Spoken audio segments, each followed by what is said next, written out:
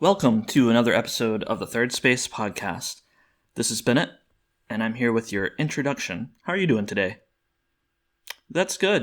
I'm going to imagine that you said you were doing good. If you're not doing good, that's too bad.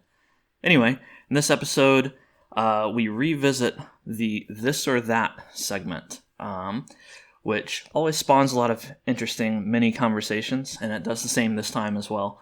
Then we launch into a primary topic about what's known as the word gap, which is an observation that some, social scientists made, where it seemed like poor kids were exposed to fewer words over the course of a couple of years than rich kids were. And so they proposed that explains the difference between achievement, kids of different classes. Daniel tells us what it is and explains it a little bit, and we try to decide whether we think that theory holds any weight. And it's pretty interesting. There are a lot of other things that get thrown into the conversation as well. So we enjoyed this one. Hope you enjoy it as well. Take it away, Daniel. It's a podcast, not in first space or second space, third space. Podcast. Hey, Bennett. Hey, Daniel. How are you doing? Doing great. Yeah. It's springtime. It's springtime and it's almost spring break. This is the last week before my spring break. It's like the first week that it's been tolerably warm outside. Took a really nice walk around the lake earlier. It was just ideal as the weather can get without it being fall. And what is ideal for you? Like, put a number, the degree. Like 68 degrees, 67 or 68 degrees. In Florida, we've been enjoying like 76, 78, and it's nice, but I'm afraid it's like about to get bad. Oh yeah, it is. It definitely is. Yeah, Florida, it's just so hot, man. I'm perpetually sticky in Florida. I hate it. I hate the stickiness. I love it when it's a nice, crisp day. Sticky sucks, and it sucks to get out of the shower and be like, I'm going to face the day or end the day, and yet you're still gross moments after your shower. Mm-hmm. Yeah, springtime, I'm not a gigantic fan of springtime. Even though I like some parts of it, this beginning part is about as good as it gets because there's pollen.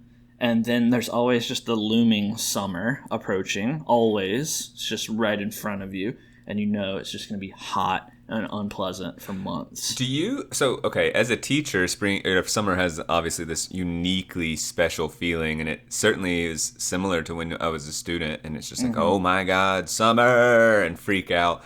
So I was wondering if the adult world outside of teaching, and you fall into that, do you still feel any of that? Like, Nope. do adults collectively sort of recognize, kids are on summer, and even though we're not, there's like a feel to it? Not anymore. I mean, I'm sure that once you have kids, parents start to feel that a little bit again. I don't know whether it's excitement or dread, because the kids are at home instead of at school. But I mean, people plan vacations during summer vacation, right? Like that's just it probably has it. I mean, I probably have the least special feelings about summer right now of anyone else in the world. Any demographic. Anyone else in the world. I mean, just because I'm far enough away from being a student. I mean, I definitely used to, look forward to summer because there was no school. But, I'm far enough away from that it doesn't matter. In fact, I go to school during the summer now. And you're far away from kids. I'm far away from kids. Like if you were maybe a little older and most people had kids around you, you're just not surrounded. Yeah, you are far from children. Your life has little overlap with kids. Yeah, I don't encounter kids that much. I mean, when I'm walking around the lake, there are kids sometimes around. Yeah, kids exist in the world, and you participate kids are still in the here. world. But that's right. Yeah, that's the extent of it. That's the extent of our overlap. And you know what? It's not that bad. You don't miss them or like, yeah. I don't hate kids. I don't have any particular dislike for kids, but I also don't love kids. And they're just kind of there. They're little incomplete humans. Yeah. Not developing or emerging, just incomplete. Yeah. I mean, some of them are entertaining, some of them are just little demons. But it's a bell curve kind of I thing. suppose this is the same could be said about any human, right? Some are funny and entertaining, and some are terrible. Yeah. Yeah, I guess you're right. That's true. Although kids seem to be a little bit more extreme, right? Maybe. I mean, Well, yeah, they like, don't have any nuance. I'd say like that's my theory about teaching is you grow up and you gain nuance, and nuance means sort of wisdom of when to show and when not to show, when to behave and not to behave, or like how to yeah, adapt to situations. The you kids don't have that. you get a little bit of emotional regulation. You can keep yourself under control a little bit more. And when you're a kid, you just kind of can't. You're either bouncing all over the place, happy and excited, which is kind of special to watch, right? A Yeah. kid can be so overjoyed at a simple idea or game or toy or whatever, but then when they're upset, it's just like the most Everyone's gonna pay. irrational, unbelievable, like totally wild sort of tantrums that can happen, and it's just like, no, not having any of that. It's funny to think of life as a series of acquisition of tools to regulate your emotions properly within the fabric of society. And so, as a kid, you're in the process of gaining those tools.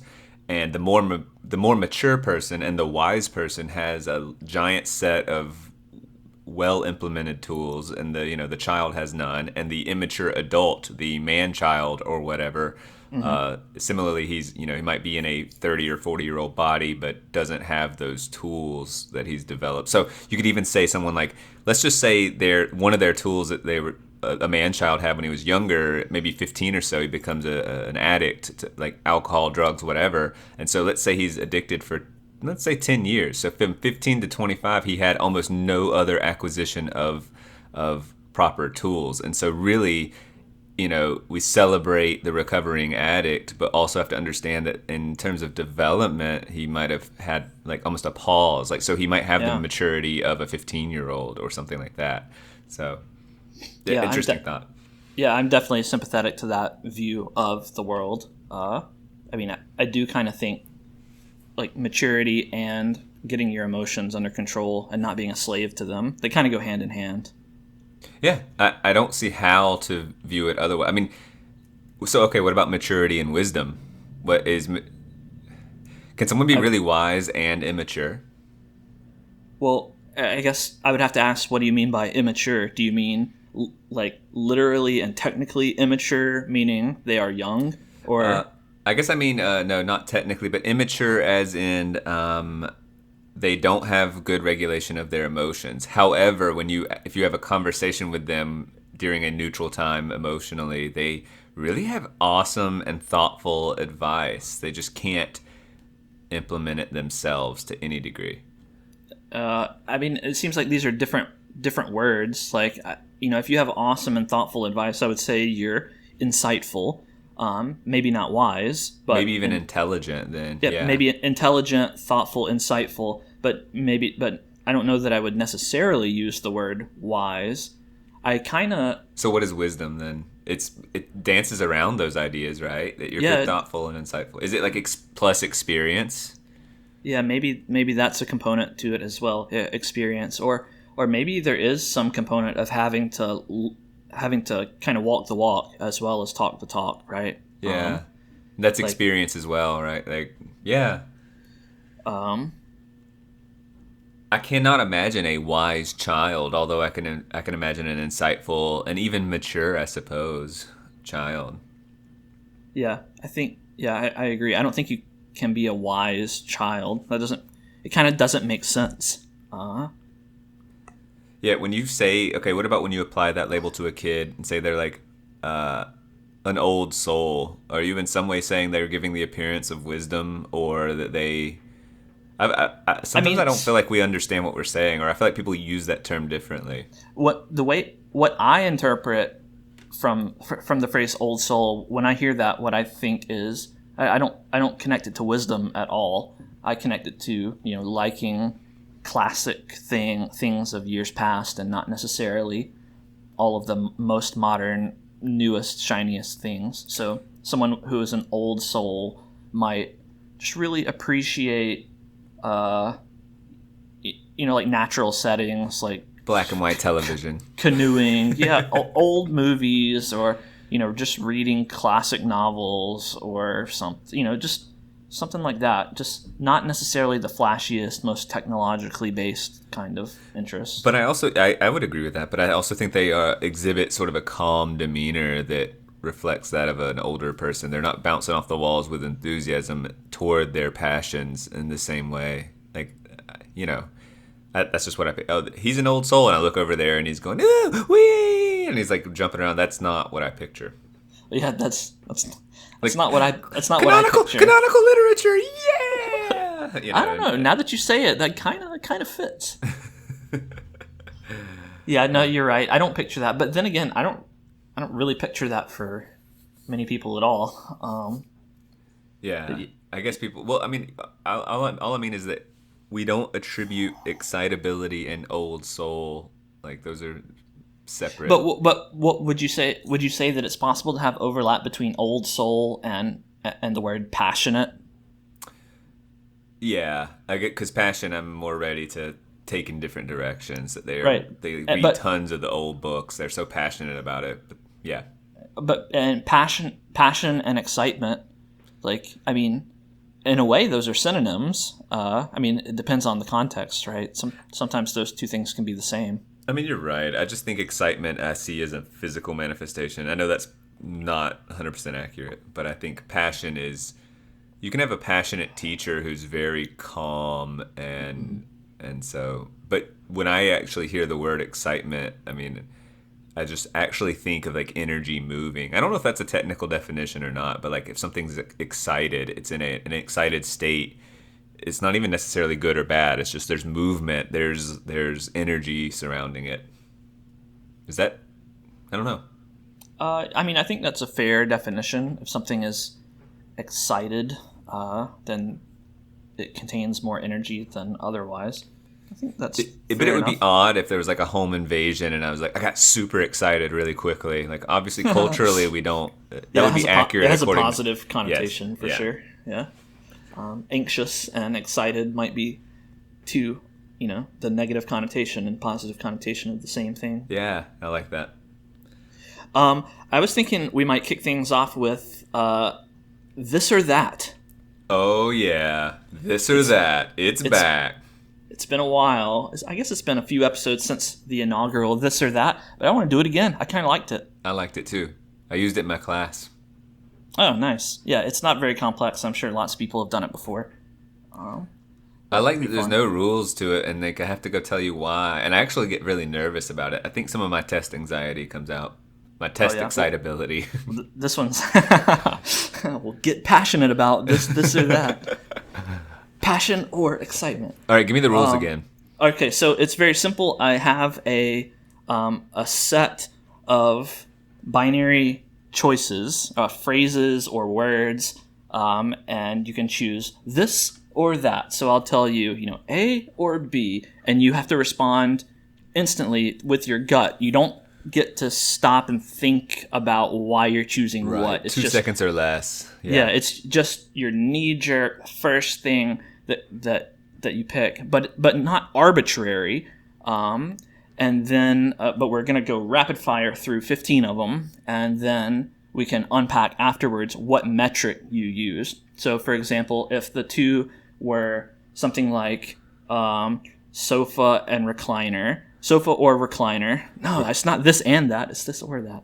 If it's sofa or recliner, and I say recliner, and you say recliner, then your metric might have been which one is more comfortable, or which one takes up less space. Whatever. I don't know what your knee-jerk metric might be. That's the fun part. Is why that's the fun part. Choose that? Is eventually going back through and figuring out what the metric was that was your initial knee jerk. So that's the kind of interesting part. And sometimes I try to make the pairings kind of weird, and we'll see if what. Sometimes it might make you pause and go, how do I compare these things? And Right. that's interesting. But too. I can't, and I just need to choose. Well, I can. I just do it subconsciously on some level.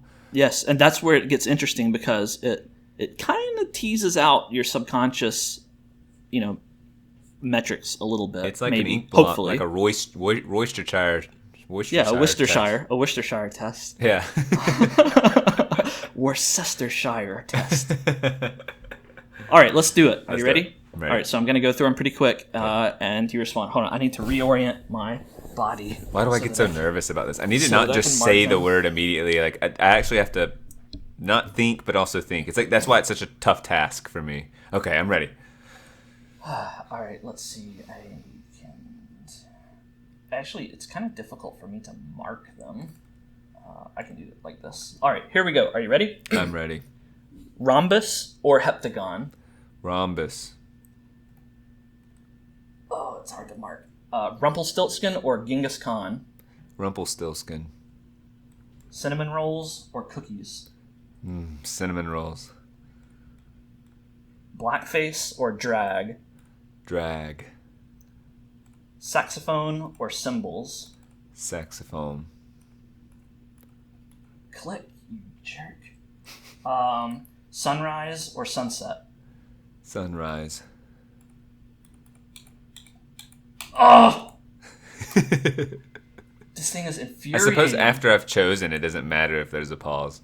No, it doesn't. But I hate this crap. Just click in there. All right. You said sunrise. Yes. What is wrong with this garbage?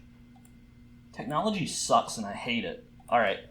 Snake bite or shark attack? Shark attack. Ugh.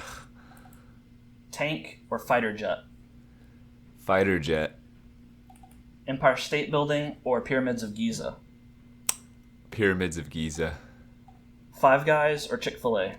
Five Guys. Fountain drink or water bottle? Water bottle. Checkers or chess? Checkers. 13 or 41? 41.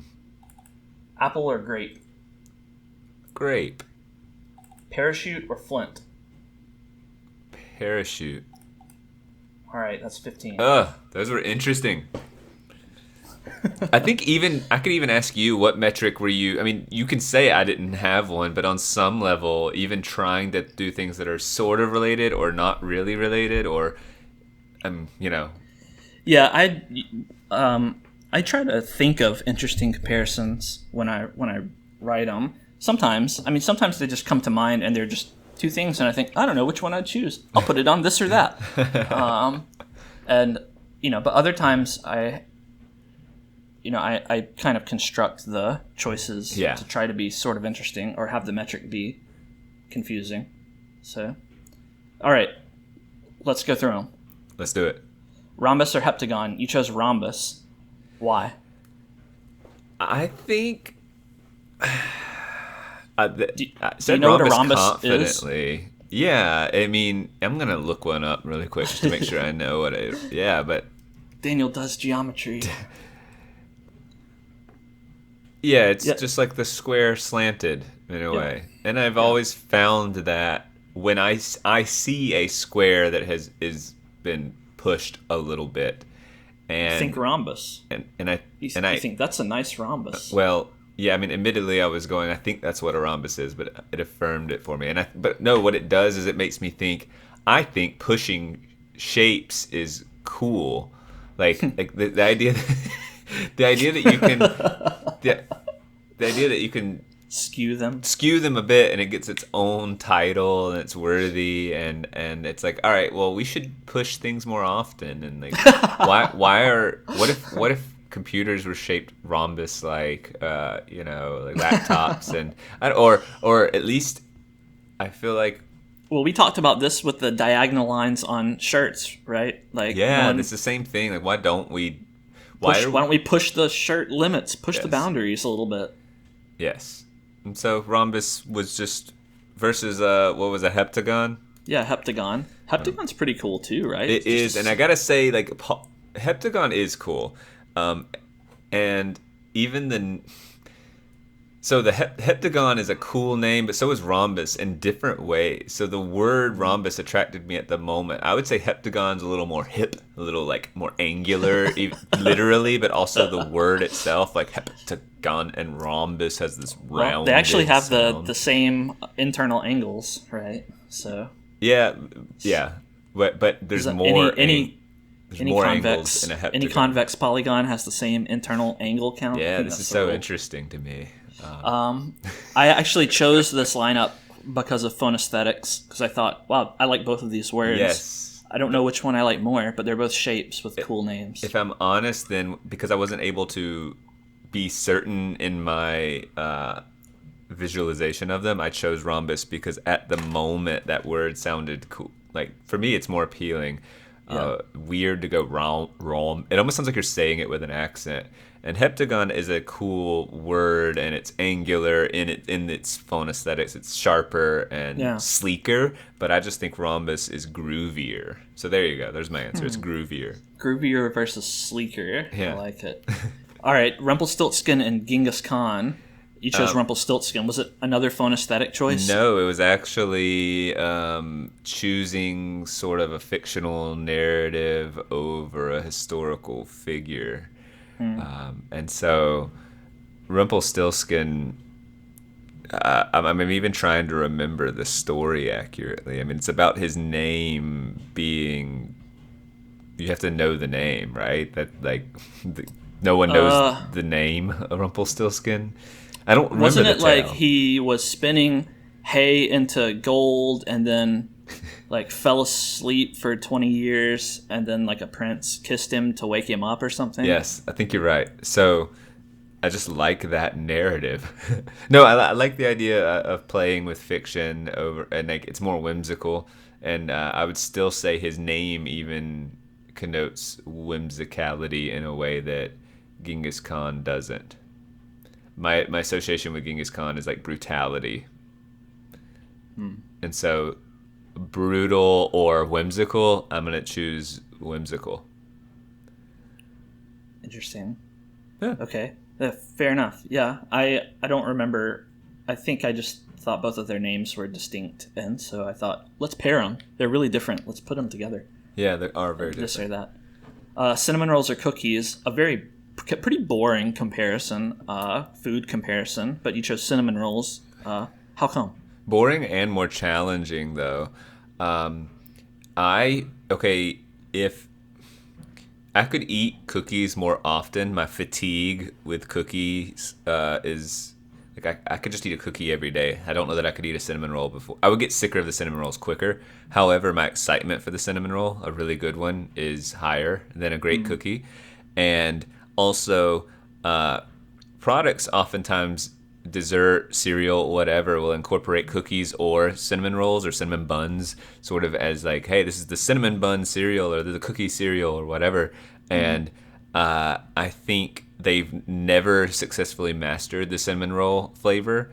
I'll see it, I'll be attracted to it, even in like an ice cream, say, and I am always slightly let down. Same is true for cheesecake, by the way. I love cheesecake, but then you get a cheesecake flavored ice cream or something, and it doesn't quite do it for me. And what that does is take something I really love and makes it a little even more elevated. Like, you cannot replicate this. Whereas cookies, you can accurately make a cookies and cream milkshake, or literally just chop up some cookie in it.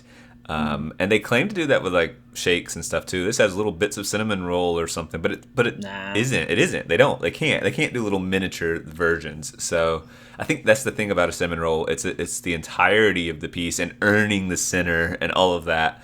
Whereas a cookie is, I guess, reasonably homogeneous. I understand that a cookie has different bits in it, like chocolate or swirls of something, but it's not. It's just way more homogeneous and easily replicable. And so my excitement level, there you go. It's just excitement level. I like cinnamon buns and cinnamon rolls. Strongly agree. That's the things that you just said. I agree with you more on that than anything else you've ever said in our friendship. Entire friendship. I didn't realize we were so perfectly aligned on our feelings towards cinnamon rolls, cinnamon roll flavors, and cookies, and their fatigue, homogeneity and fatigue, all of it. Like Everything I said was just like really lit you up, like you loved it. we are We're two dessert. keys in a lock pad. Yeah. 2 keys in a pad. 2 keys in a pad. Oh man. Yes, I'm totally on board. I love cinnamon rolls, and you're so right. Nothing can reach the heights of cinnamon rolls in terms of cinnamon rolliness, except for cinnamon rolls. Yes, they don't nothing else replicate does well, and I find that Yeah. odd. It seems like they would. Now, I'll challenge you really quickly. Your mom makes an amazing cinnamon roll cake that I've had. That's true. It is but very good. I think But- the but- reason it works is because it's really just a cinnamon roll. I know exactly right. A cinnamon roll, Big. by Like at what- least some definition, is a cake, right? Mm-hmm. And cinnamon roll cake, well, you just kind of made a crumblier giant cinnamon roll in a pan. Yeah, it really is just like, do you like cinnamon rolls? Like, Then you'll like this large, crumbly cinnamon roll. Yep. And that's what it is, and it is heavenly.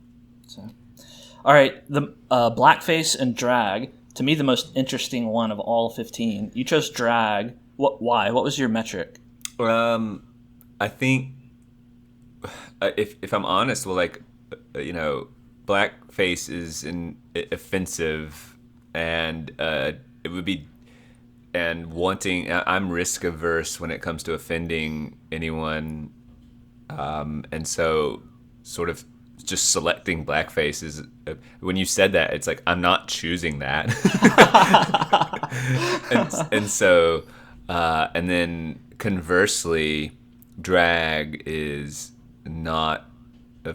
I don't think it's inherently offensive.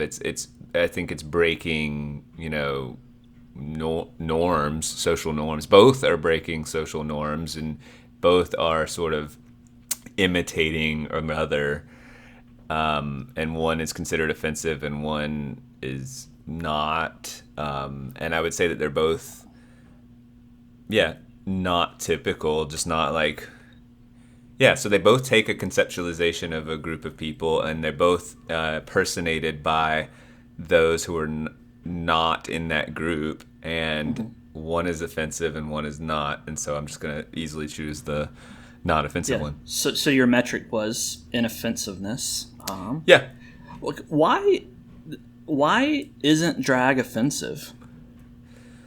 Like, what the reason why this caught my interest, I almost made it just a regular discussion topic because I thought it was so interesting, but I kind of humorously decided to just wedge it into this or that. Like, they're both the same thing, right? I guess there's some historical difference in that blackface was used historically, kind of to mock or demean, I would say. Yeah, to mock or demean, and so there's a historical aspect to it for sure, but. Well, that's huge. I think that might be the answer. Mock and demean versus arguably celebrate. Arguably celebrate. Well, I think the reason why I find the difference in their acceptance so interesting is because at least in modern times, there have been cases where someone does blackface, and I'll use the term loosely. They color their skin more darkly, and they get in lots of trouble for that. And the reason they get in trouble is because they're appropriating, and that's the term that people have begun to use. They're portraying in an area where they have no life experience, and they shouldn't be allowed to do that. It's seen as wrong. But drag is the same thing, right? It's a man appropriating womanhood, and in fact, emphasizing all the stereotypes about womanhood, stuffing a bra or, putting on tons of makeup and prancing around. Right. Like, they're both really, very heavy on pageantry, I would say. Yeah. Yeah, they're very, very similar, and yet one is, your own metric, considered, it's so taboo that you didn't even want to choose it in this or that. And the other one, in a really interesting way, is almost put on a pedestal above what it seemingly might deserve. I just thought it was really interesting. To be brave or something like that, you're saying? Yeah, you might be celebrated for doing drag, but but fired for doing blackface. And it's interesting. Like, it made me wonder, are they both offensive and, we pretend one isn't? Are they both inoffensive and we pretend one is? Or is there really an underlying major difference between the two? I think maybe the tension between, say, black people and non-black people, or white people or whatever, but black and non-black people are the tension, and like race relations are not particularly peaceful. And I'd like to think, well, and men and women have had a lot of peace. I don't know. Yeah, I don't know if that one. Yeah, I'm trying to think that through, though. I'm trying to think, because that goes back to the historical. Yeah, that's the only thing I can think of that distinguishes the two, and that's valid. I think it is valid. I think that if it was born out of mockery and is hard to distinguish now, I do think intentions matter, and so like, if someone's saying I'm celebrating women and I look at it like a drag show and go, okay, they don't seem to have hate and they're not mocking. So I don't really find much. I don't know. It's like I don't see anything remarkable about it. This isn't part of the of the argument you're making, but I can't get on board with the phrase that it's, or the idea that it's celebrating women. That just seems preposterous, right? Like, it's not celebrating women. It's taking attention by breaking a norm. Like, that's what it is. It's not a celebration. It's a look at me do this unusual thing. I'm trying to think of the high school tradition where the football players dress up as cheerleaders. And I remember. What was that called? I can't believe I'm blanking on it. It's just a brain fart. It's like pop. Gosh. Anyway, that's just something that has become less and less. Yeah. Does anyone even do that anymore? My school does not. No, I don't. I can't imagine anyone. They'll still do the girls playing touch football, coached by two-hand touch or flag football or whatever. But that's not. I don't think that's to the same degree of like impersonating them. Like, girls playing flag football is not impersonating men, but boys putting like balloons under their shirt and putting on.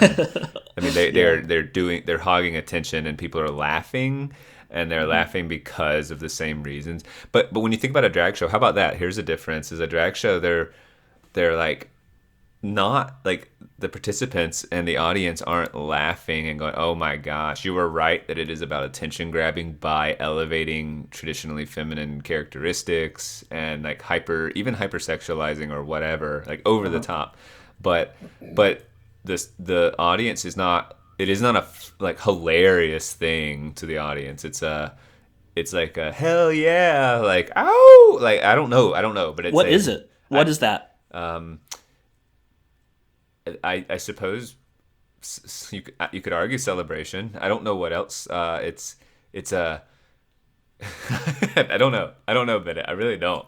I would say, like, okay, why can't we call that celebration? Like, no, we can call it celebration, but I don't think we can call it celebration of women. Yeah, because it's not. It's clearly not. It's not. Wow, I love women so much. I'll just dress up as one and don't celebrate me, but celebrate women. It's just obviously not that. I think it might be a celebration of, look how well this person's pulling off womanhood. Maybe it may be a celebration of some sort of fashion ability. That the whole aesthetic of the woman. So you come out in usually a glitzy, glamorous dress, and maybe sing or dance and I don't want to say over the top, but yeah, I'll say over the top in provocative ways, and it like.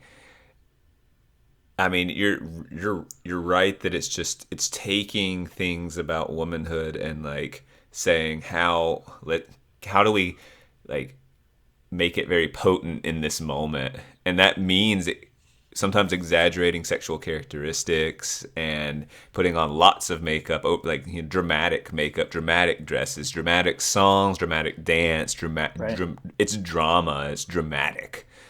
And then, yeah, I mean, I suppose at this point, I'm just trying to put myself in perspective here. They would say like, I like it, and I'm not doing it out of hate, which I believe. And so there you go. The real question is, okay, let's say you say, yep, we agree, and you're not doing it out of hate, and obviously I'm not questioning if you like it.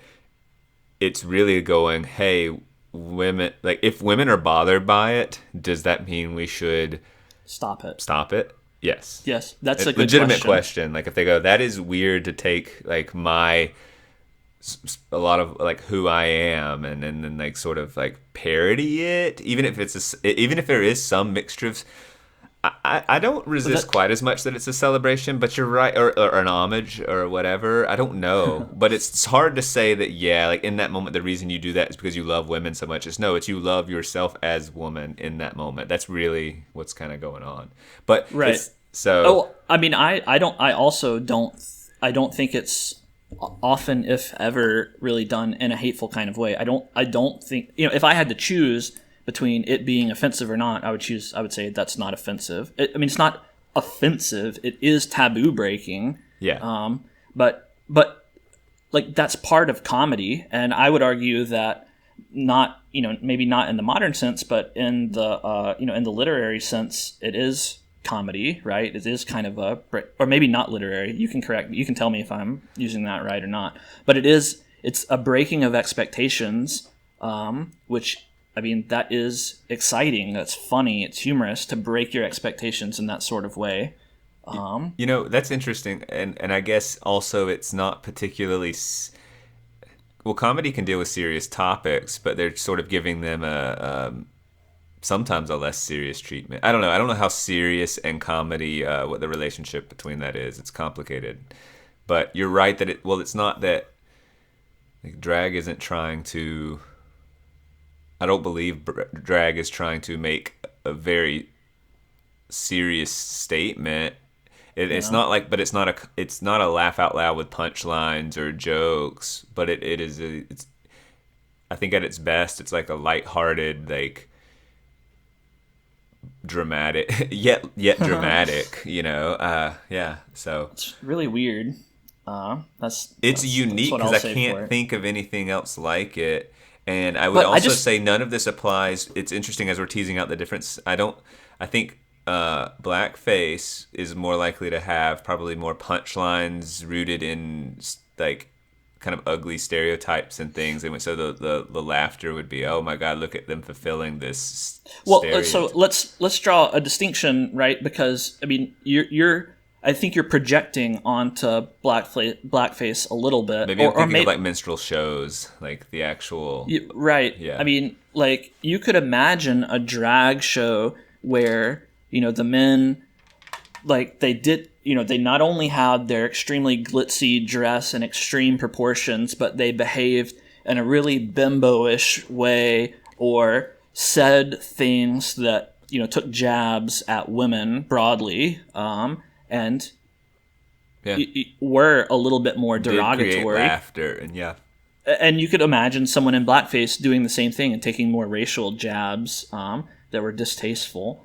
And then those things would be offensive. But you can also imagine, for drag, what we talked about, you can imagine the situation where it's not hateful and offensive and derogatory, and it's just this weird comedy of, social taboo breaking or unusualness.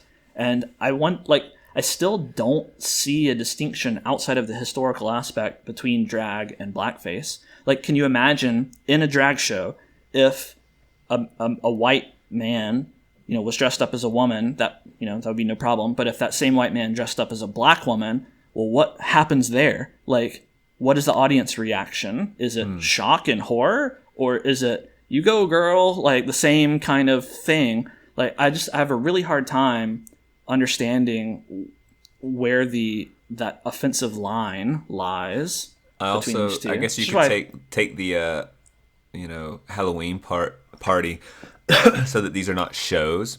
These are just like someone comes to a Halloween party dressed in drag versus blackface, and neither are perhaps performing quite as much and have the captive audience and that. So like you couldn't make a case that either are doing punchlines. So one maybe dresses as like an athlete and Right. or I don't know. I'm just Yeah, sure. Just so some famous person that right. is either black And or a woman, whichever. yes, and that is I guess difficult to then people are relying on the historical context for it to be offensive or not offensive. But you're right. Like what you're really trying to ask is why is one and not the other.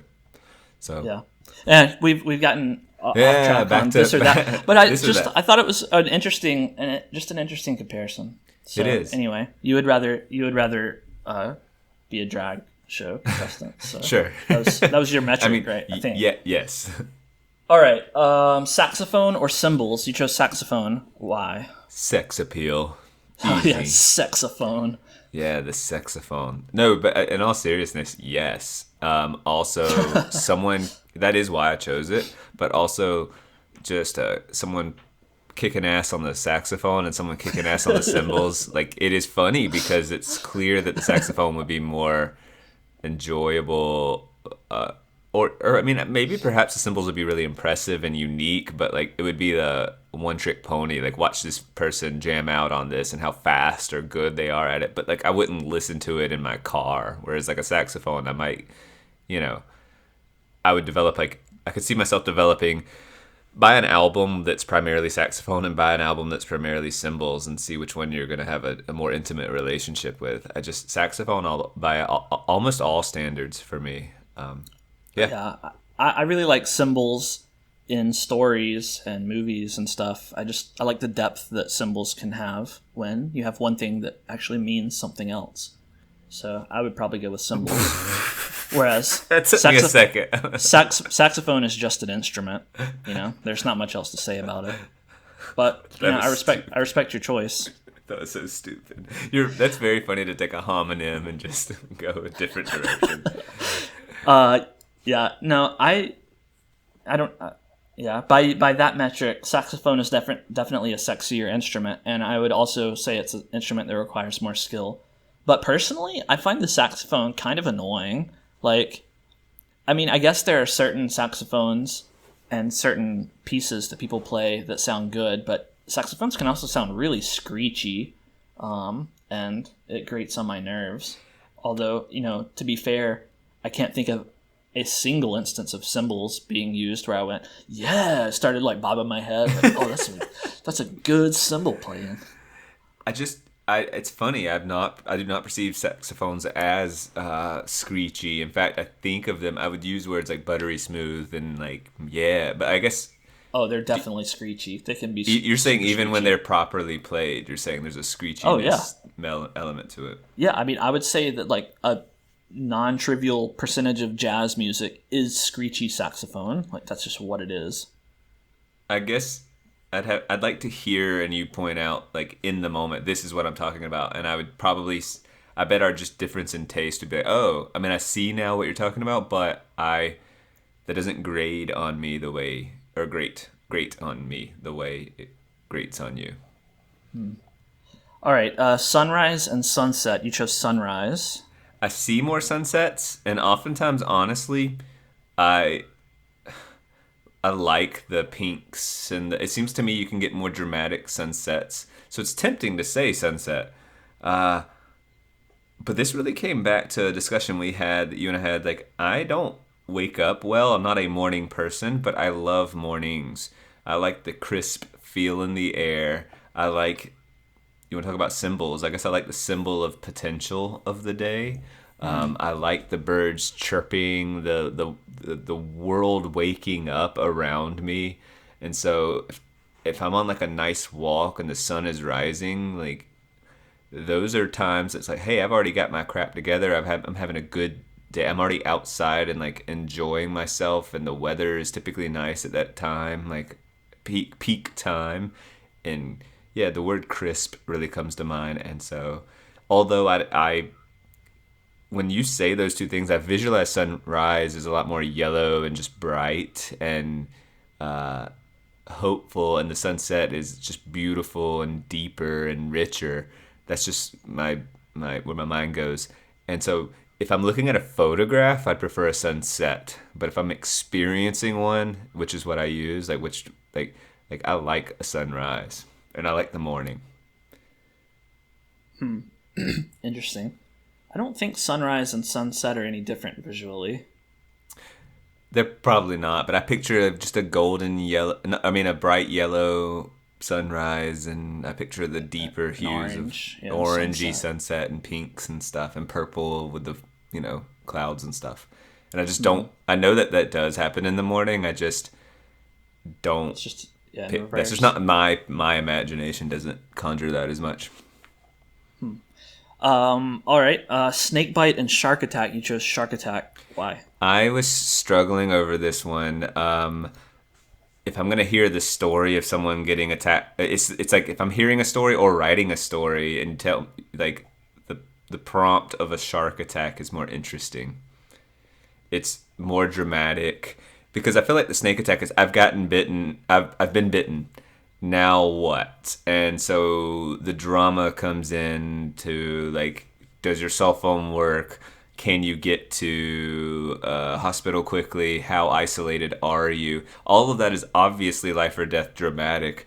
But I mean, hearing about how you're trying to get a hold of a hospital or communicate with a friend is just not on the same level as a freaking shark attack and you're punching it in the nose and trying to get on your surfboard or whatever it is. Like that thing, that is truly like it's the equivalent of like a battling with the dragon, like a beast. Sure. And the fury of that versus you've lost an arm and now are you going to bleed out or not? Like they're both obviously dramatic, but it's not like the snake has any chance of like devouring you, but a shark will, you'll be eaten somewhat by a shark, but a snake just kind of bites you in defense. A shark bites you in offense. I mean, it might bite you in defense, but it also is like coming after you. Yes.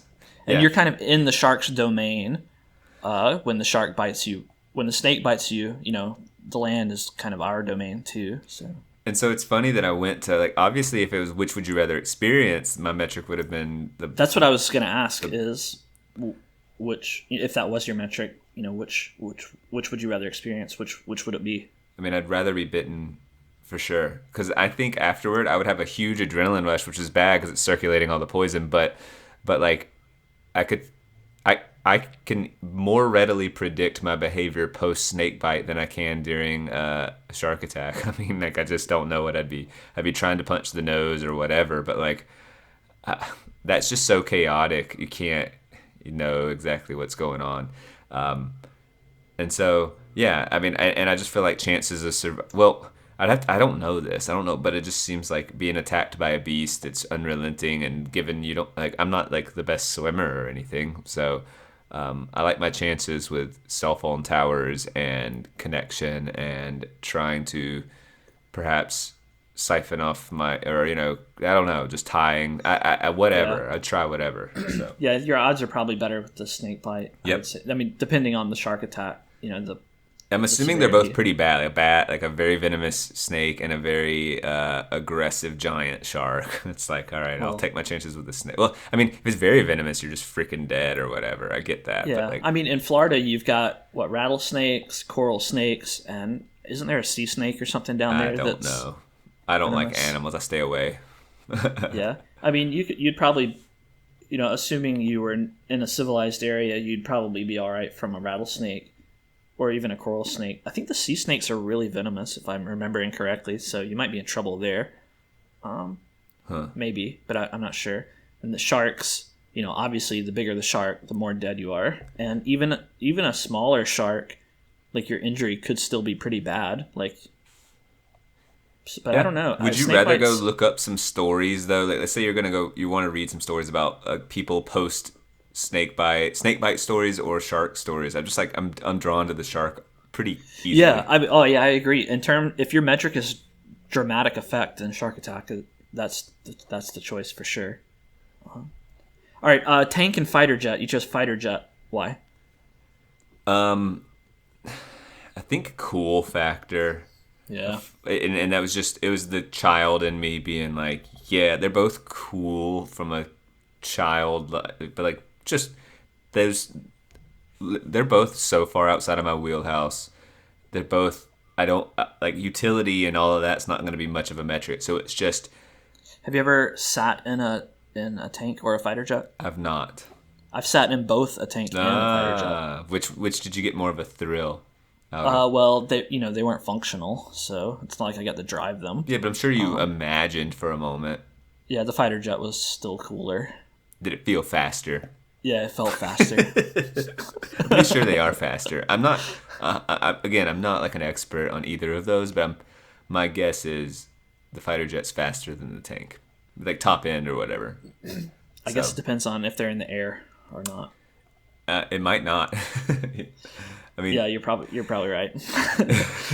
I mean, yeah, when a jet takes off, it's going pretty fast. So. yeah. But I don't know.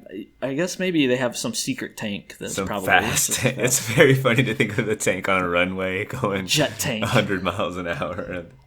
Jet tank would be a good B movie. All right, Empire State Building and Pyramids of Giza. Just the pyramids. My metric was, I believe, just which one's more exotic and traveling and adventure.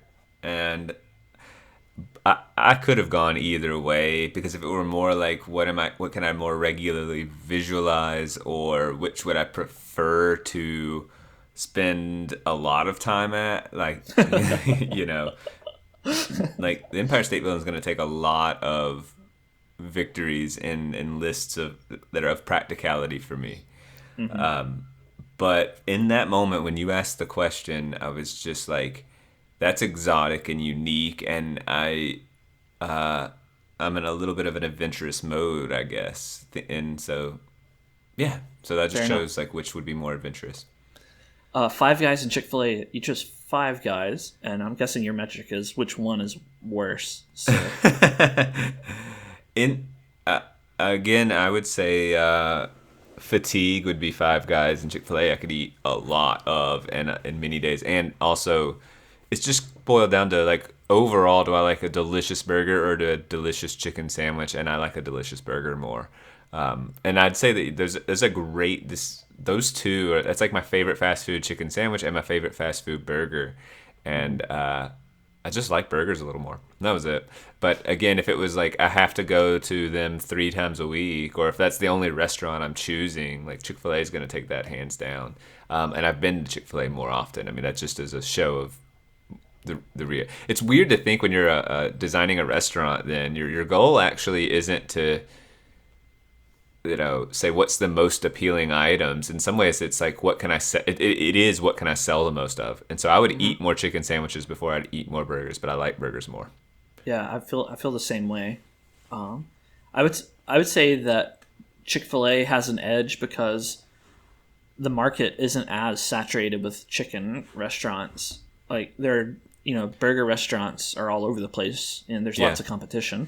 Chick-fil-A is more unique in that space. With these chicken sandwich wars, and I would say in the last half a year or a year, and that you might not be aware of this, but chicken sandwiches have become sort of hip, and like every restaurant's claiming to have a good one. And Popeyes came out with that one, but Zaxby's has thrown their hat in the ring with. I mean, their commercials are literally like, it shows a general like at war, and he's like, we're going in, and like they're fighting off Chick-fil-A and Popeyes. And McDonald's launched this thing, and they promoted it a lot, and it had like hour-long waits and whatever for their so chicken sandwiches are hot right now. Very interesting to think about. And I wonder if that means Chick-fil-A will up their game and have like a pimento cheese and jalapeno something or other. You know what I mean? Like will they just vary it up a little bit? I would like it. I would like for them to expand the menu a little bit. Yeah. Their menu's been very static. They can even do things like they already have mac and cheese. Just make a mac and cheese chicken sandwich and put a little on there with bacon crumbles or something. Like they can just spice all that up really easy. They could do a kind of a honey glazed one, honey butter. There you go. Like they can just, or do like have an avocado, bacon, lettuce, tomato, and call it like with the chicken sandwich, and call it the California club Yeah. or whatever. Like, they Yeah. can do all of that. So I think they need to up their French fry game. I've never been a huge fan of the waffle fries. I think they're fine, but they're just fine. I think they're. if they had some curly fries or some seasoned fries or even sweet potato fries, especially if they had an option, between all of those, then they would knock it out of the park. And here's the thing, is I totally agree with you, but I think we're both in a minority opinion. I think that these are iconic fries that people have. There's a fan base. There's a huge fan base, and I just don't get it. That. I don't get it. They're fine. They They're are okay fine. fries. They're pretty potatoey, but you don't actually want. For me, I don't. It's the reason steak fries aren't that popular. They're very potatoey, but we don't want potatoes. We want French fries. What's weird that as I love Five Guys French fries, and those are like. See, I'm not a fan of Five Guys fries. They're so plain. I mean, that's the idea, is that they have potato sacks sitting around, and they tell you where their potatoes came from that day, and maybe it's a little bit of marketing to me, but. That's nice. I mean, I like that part of it. Real French fry made in house kind of thing. I mean, I can respect that, but ultimately, it's the taste of the fry that either wins or loses me, and they lose me. Well, partially because of logistics. They give me, an entire mega bag full of fries, and they're extraordinarily greasy, and I never can eat them all or even half of what they give me. And then on a fry by fry basis, they're just not that great. They're just all right. They're okay fries. I don't know. What we need to do is someone needs to just buy out Checkers. Chick-fil-A needs to buy Checkers. Yes. That's all. Just buy them and shut them down and take their fries. Yes, that is a good plan. Just knock them out of the market, take their fries, because that's all they have to contribute anyway. Yeah, no one is going to Checkers for any other reason, I don't think. So. All right, fountain drink and water bottle. You chose water bottle. Need I ask why? No, but I'll explain anyway. I love water bottles. I carry them. I'm actually a guy who brings them into restaurants frequently. My girlfriend gets kind of embarrassed by that sometimes, but I think it's more and more acceptable as people walk up to restaurants frequently, and I refill it multiple times a day at school when I'm teaching, and I'm just a water bottle guy. Like, that's who I am. It's part of my identity. So, and I actually don't, even if you were to say, okay, a can of soda, a bottle of soda, and a fountain drink, I know that there is a sort of a fan base for fountain drinks and their claims for freshness and whatever, but I am not impressed. I think the consistency isn't there, and I think because it seems like Sprite is frequently like not right, and I think maybe it's a little more carbonated for all I know, like different ones, and maybe that's what people like. But I like the consistency of, say, a glass bottle. In these metrics, it would be like glass bottle, then for me a bottle, then a can, and then a fountain drink. Of course, a fountain drink can be bigger, so if I'm thirsty, that's fine. I have nothing against it, generally speaking. It's just that fountain drinks low on any standard for consuming drinks. So a nice water bottle, like all day, man. Yeah, I'm with you. I'm with you on all of that. I've been converted to water bottle guy too. I carry my water bottle all over the place. And it's just not. You almost develop this. It's probably the most intimate relationship I have with an item. Like, it's my water bottle. Like, and I care for it. I clean it every now and then. It's good to me. I'm good to it. It's just like. Oh yeah. Oh, how many water bottles have you had over the past 5 years? Actually, I quite a few, but it makes me sad, and I take the transition very seriously. I learn from my past water bottle relationships, and I extend it. Like, what do I want out of this? And and so I carry it on person so frequently that it's an extension of the self. I forgot it last week. I forgot it one day, which is highly unusual. I mean, akin to forgetting your wallet or something. You just don't forget that typically. And I felt. Anxiety is too strong of a word, but I would say excited, full on depressed. No, I just was.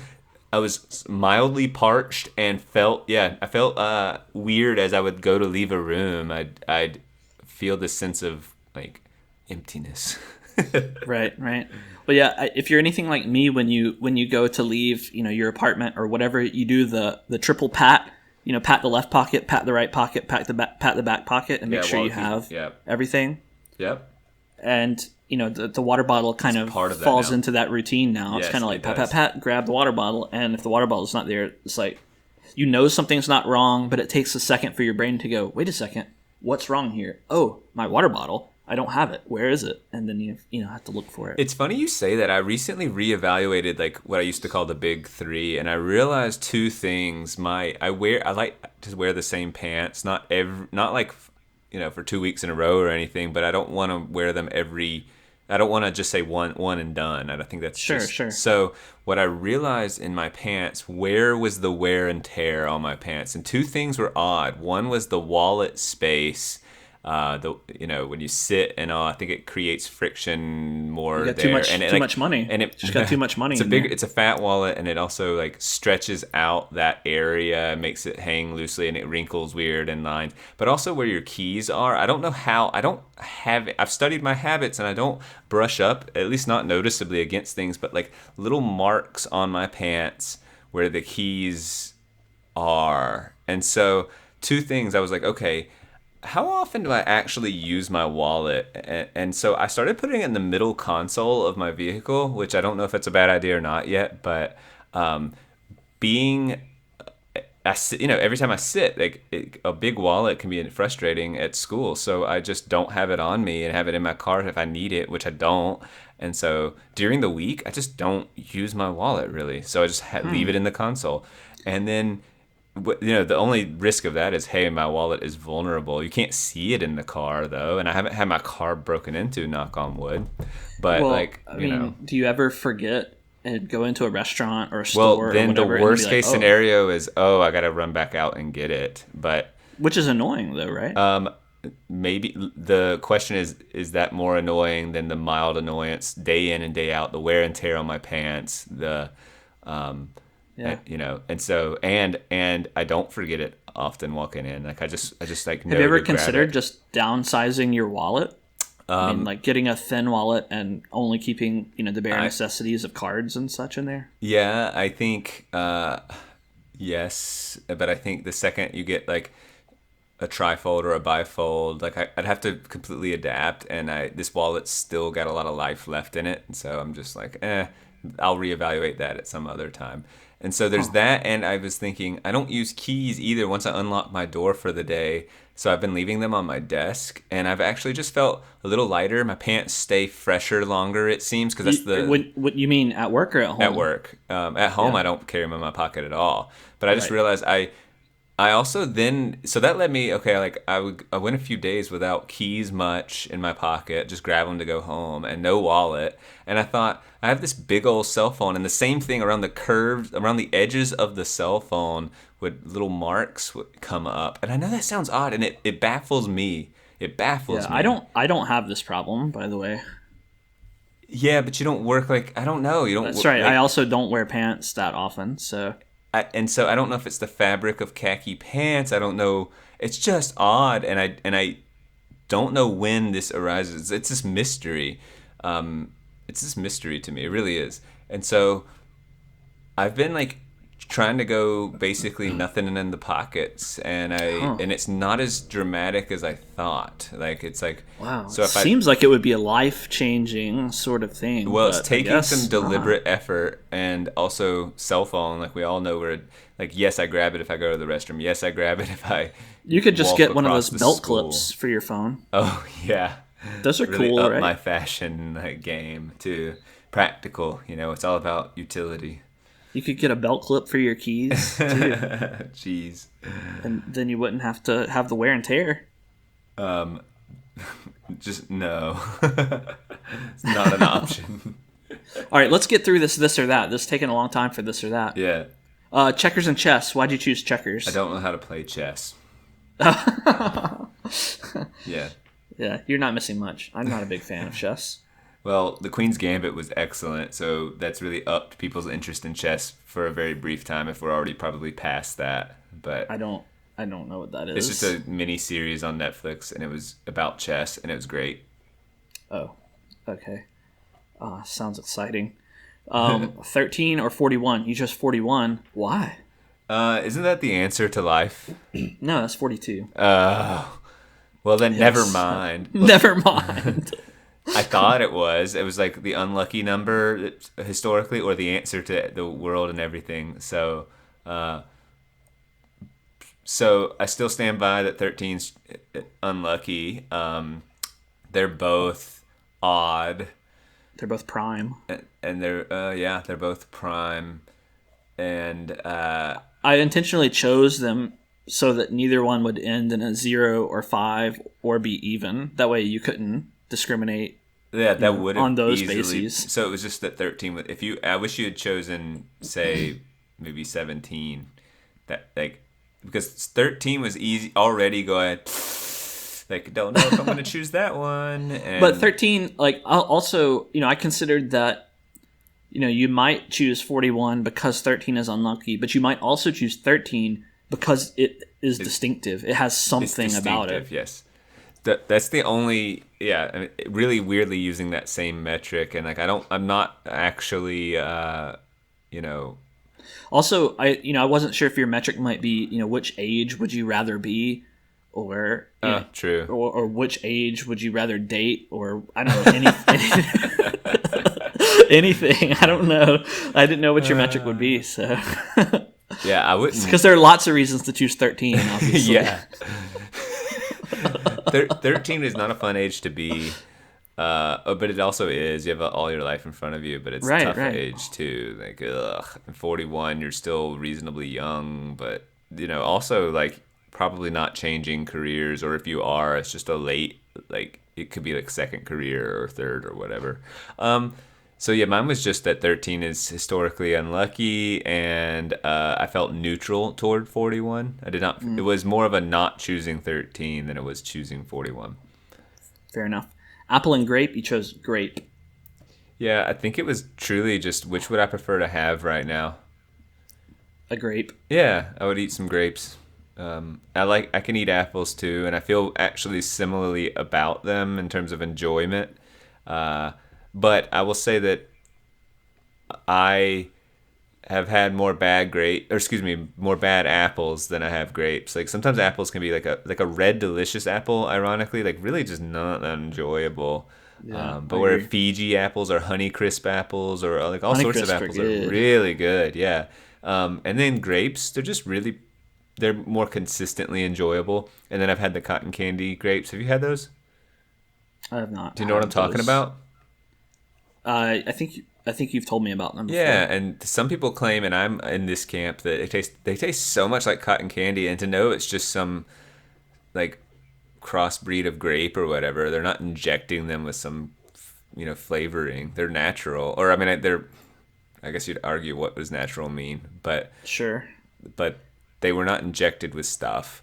And they taste like freaking cotton candies, and they're delicious. They're delicious. Huh. So I never had that, but I will tell you, I had an experience a while back of eating what's called a grape jammer. A grape jammer? Have you ever heard of that? No.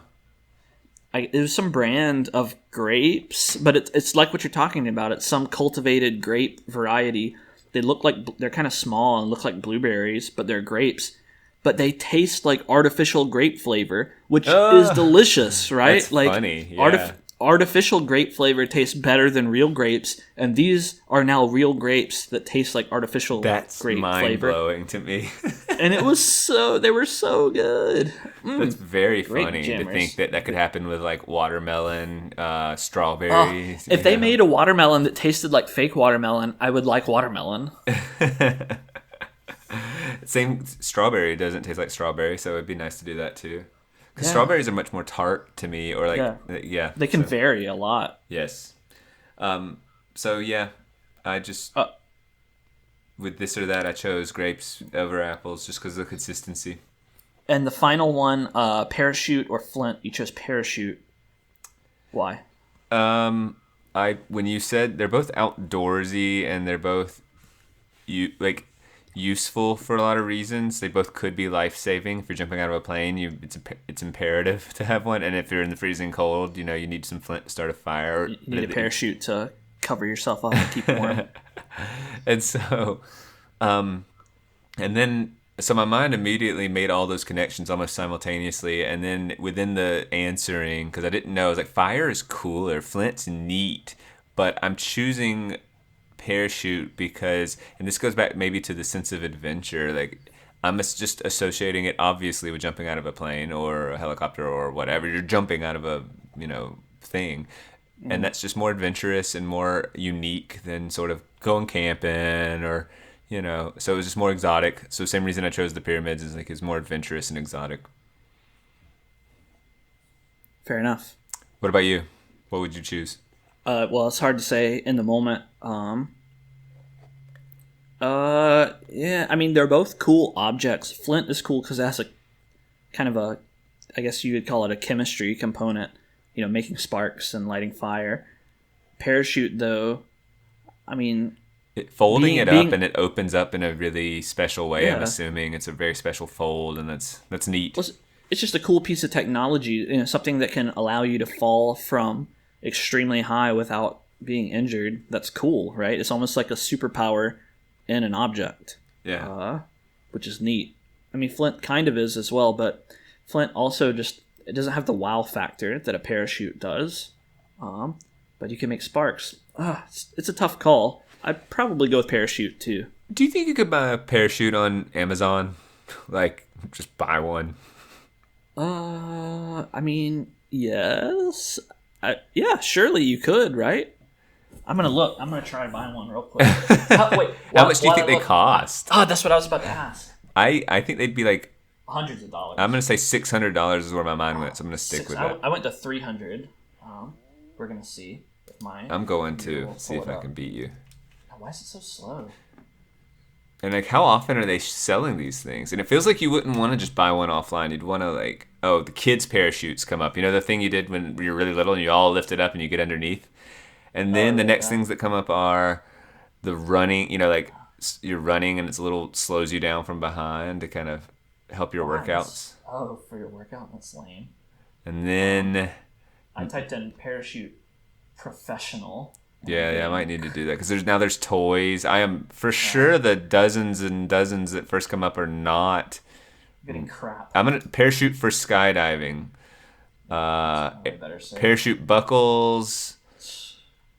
All right. Interesting. I don't think you can. Maybe you can't buy them on Amazon. Let's see. Unless this one's $24.99. I don't think that's it. Try to search by expensive to least expensive. Oh yeah. Let's see, I'm searching off price high to low parachute. Oh, here we go. I got some on eBay. Skydiving parachutes are right around the $300 mark. Oh, you were right. Jewels, obsession, hot air balloons, and skydiving earrings. 14 karat rose gold, $480. There's some up to $750. It looks like.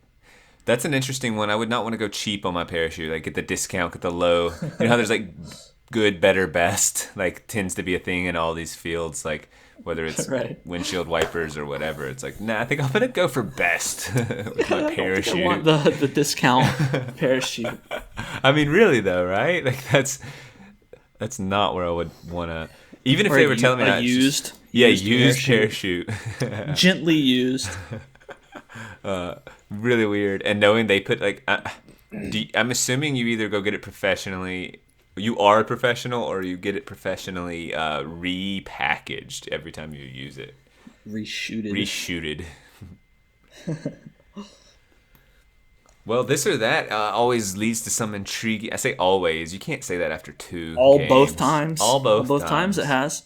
I like this or that for that very reason. If I had to choose this or that or something else, I would probably choose this or that. This or that or... this or that or that. I would choose this or that. This or that or that. If I had to choose this or that, I'd choose this. Is it this or that or that? I choose or that or that. That's... Okay, so I figure I can get into one discussion topic I feel like I want to dive into. And I don't really have a question prepared other than like, how does the validity of this idea I'm presenting to you? And it's commonly called the 30 million word gap, aka just word gap.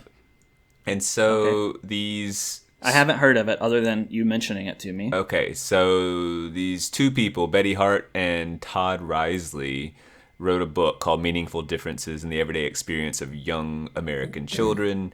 And what they did is they did a study of 42 Midwestern families, and they recorded Wait, how many? 42 Midwestern That's families. Not it's not that very many. I know, but it was sort of an in-depth study. So what they did is they recorded an hour's worth of language in each home once a month over 2.5 years. And so they were classified by their socioeconomic status. So they had what they called high, which was professional, middle, low, working class, and welfare.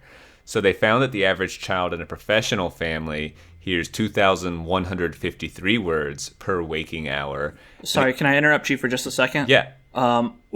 Is that 3 classes? High, Sorry, middle, yeah. low, I was and kind of welfare, reading or the 4? parenthetical. There's high, middle, low, middle/low. Middle, and low. welfare. So there are 3 Middle, low. categories. Yeah, high. So I guess something like 15,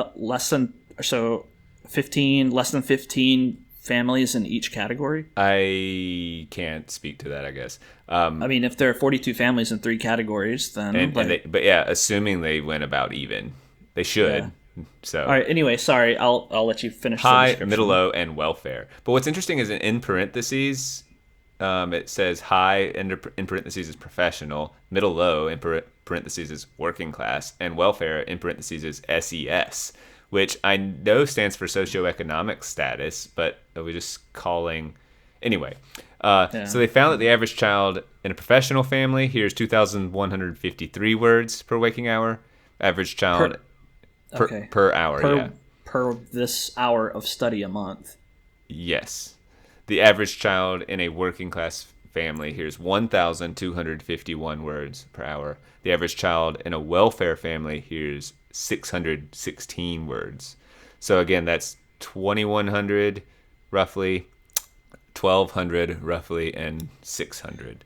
That's a lot of words per hour, right? I mean, there are 3,600 seconds in an hour, and you're hearing over 2,000 words. I'd like to know how many words how many words does the average person speak per minute?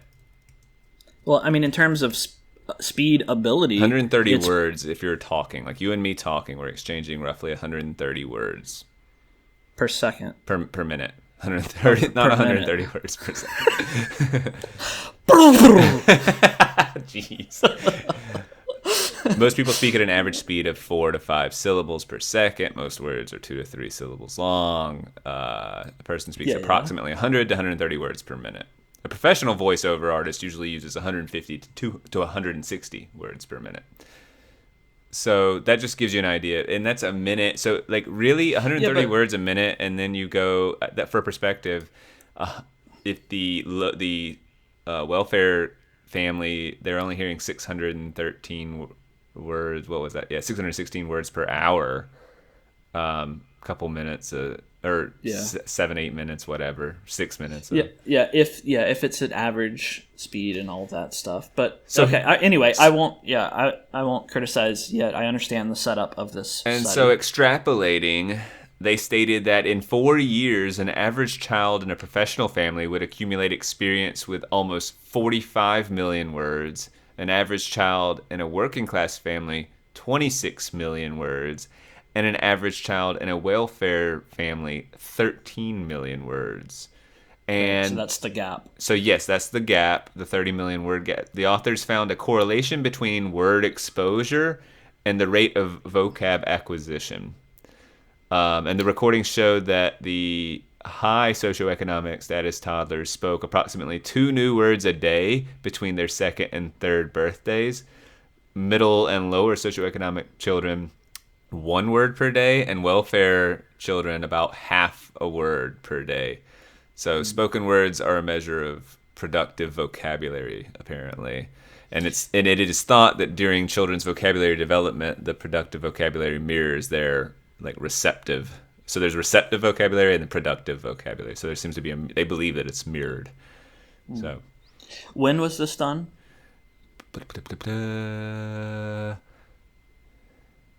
Interestingly, I don't see this. One thing that I had read some criticism previously, and I'm pulling from a while back when I looked into this.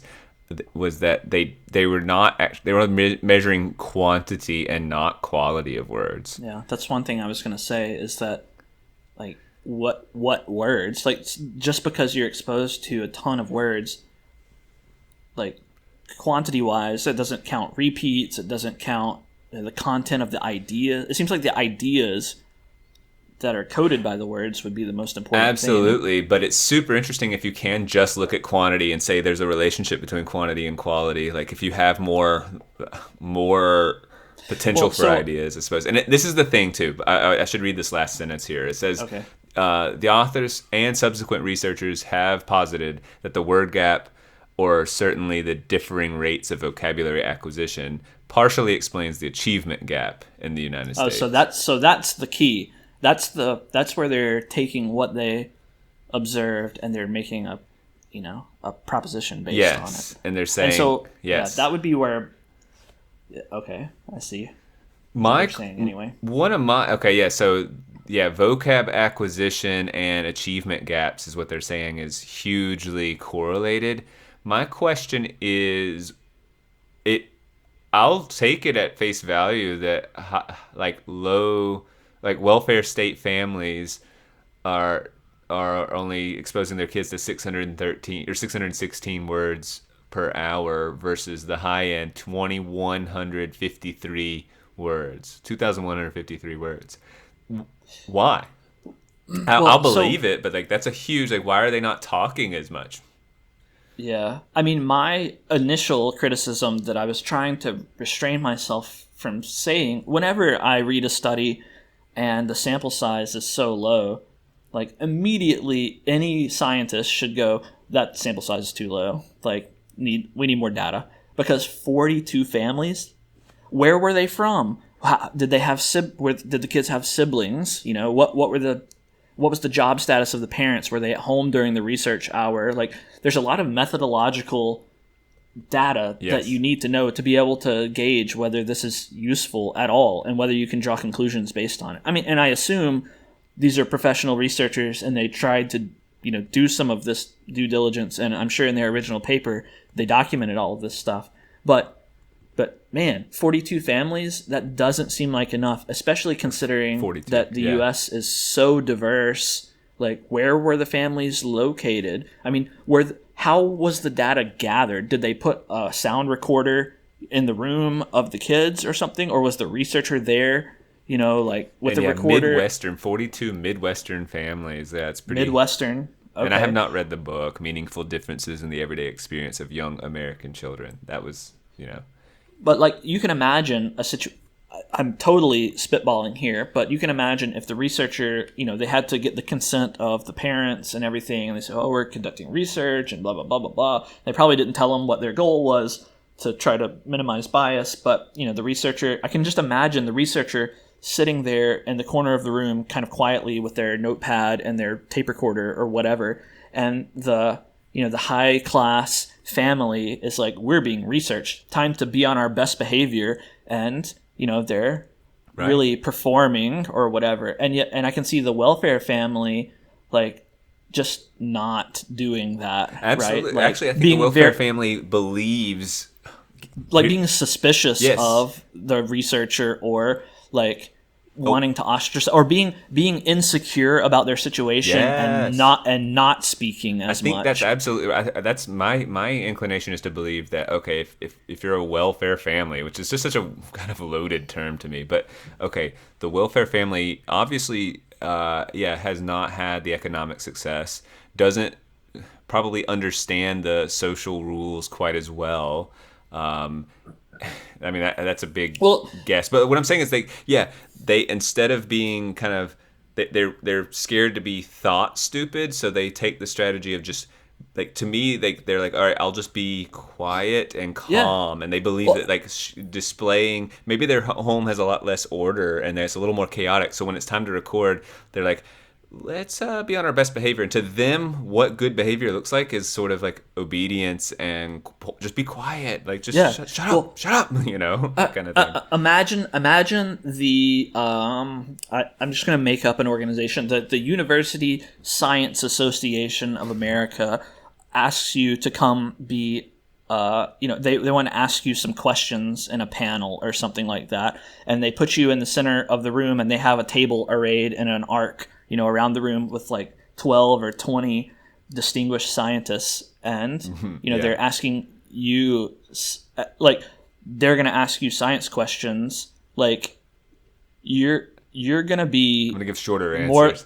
You're going to be more likely to be less verbose in that situation. Whereas if you're a professional scientist at the top of your field and you get asked to this, then you're going to be a lot more talkative, right? You're going to be talking about your theories and your discoveries and whatever. Like, you're going to be showing off your knowledge. If you have no knowledge, you're not going to be showing it off. I can easily see there being some sort of bias here with, the family who's doing well. This is a social study, and the family who's doing well, who is hypothetically succeeding in society, and they're going to want to show off more. There's no doubt they're confident that they are succeeding. Yeah, so they're showing off. Right, they're showing off. And the family who is, even the family themselves would probably admit they're not doing as well as they could be. There might be some element of embarrassment there, and they're not going to want to show off their situation. They don't feel successful, so they behave differently under scrutiny. So you're revealing kind of an interesting human truth about like our confidence really, particularly under performance moments. And of course you're in a performance mode when it's like conducting a study. That's about as performance as you can get. It's going to like really change your behavior. And think about it too in terms of the classic chaos and order dichotomy. Like, if you're a well-to-do family, then how much chaos is involved in having a researcher, study your family? It's not going to upset your place in society, no matter what the researcher determines or discovers. But when you're in a precarious situation, a welfare family, you're struggling to make ends meet, things are more chaotic, and you're more likely to be distrustful of things you don't understand or that aren't routine. And certainly a researcher coming into your home and recording your children is not routine. Like, it just seems really easy to believe that a family would alter their behavior under those circumstances. Right. And the safest route of altering behavior is to just shut down and be quiet and think that behavior is what is somehow, like, it's kind of for the welfare family, like what the high achieving or high class or what socioeconomic status family, like the difference is a little like mysterious, I would assume. Like, it's like, I don't know what they're doing exactly, but they behave well. Like, they have an abundance of presumption of goodwill on society's behalf. But I feel like people look at us differently, and I feel like they're suspicious of us, so I am suspicious of them, and I'm just suspicious. And I don't have a lot of. We talked about tools, and maybe they have. Again, I'm just speculating wildly, but maybe they don't have quite as many tools in their tool bag to deal with all that. So the safest action is to be quiet. Also, I think if you are a welfare state, you might be working longer, sort of possibly lower paying jobs, and you're literally not around for that. Yeah, so and the research, at least that you summarize, doesn't give any information about that. Like, if there are fewer people around, then it's obvious the kids would hear fewer words. So I don't know if that's included in the study. I mean, again, to the lack of data point, 42 families, but they only recorded 1 hour a month. Like, I don't know about you, but there's a lot of variability hour to hour. 2.5 years, that was a while to do it. So, that's 25, 20, 30 months to just sort of, the variability, hopefully, like, yeah. 30, yeah. So by the way, I don't have any context for this, but I was just reading some criticisms. I have it pulled up. So there's a recent replication of the study with more participants and has found that the word gap may be closer to 4 million words, not the often cited 30 million as previously proposed. One thing that came to mind, well, two other things came to mind when you read this to me. One is, the reason I asked when this study was done is because I wondered if, with the increase in, if sitting kids down in front of the TV or their computer or their phone or whatever, they're hearing words there, and that that doesn't seem to be differentiated by class as much, right? Like everyone has a TV. Welfare families have TVs. Sometimes they have more expensive TVs than well-to-do families. Like a TV is a thing that everyone buys, and you sit your kids down in front of the TV. That's something that has been done for a long time, and now of course, kids are sitting in front of their phones and other devices, hearing words, and it just seems like now the word gap would be smaller than it was maybe 15 years ago. Yeah, no, I mean, that makes sense to me. Exposure to words. Do you buy? Let's just take it with an uncritical eye that we believe that the gap, and we believe it's say 30 million even. It may be like I think it's plausible that there is a gap. How serious? I mean, yes, there is just a word acquisition. We need to be exposed to words a bunch of times before we, in order to have usable vocabulary, we have to be exposed to vocabulary. Yeah. But the leap actually, and this is a good case for the study of English, I suppose, is that like they're relating this to a lot, the achievement gap and like it almost sounds like they're saying, and this is why there's a gap in intelligence. I mean, they didn't say that, but that's of the big picture thing. That's the leap that's a little too far for me. It's not that I don't think like I think that being exposed to less vocabulary could affect achievement, but I also think that the difference between socioeconomic classes, like that's a multivariable thing, right? Of course, they're many variables. Yeah, they're collapsing a huge multivariable problem down into one to the this number of words. This partially explains explains the achievement gap. To be clear, but fair enough. And I would say that sounds about right. It would partially, but I really want to know partially. But partially is almost giving using it too much word credit. gap.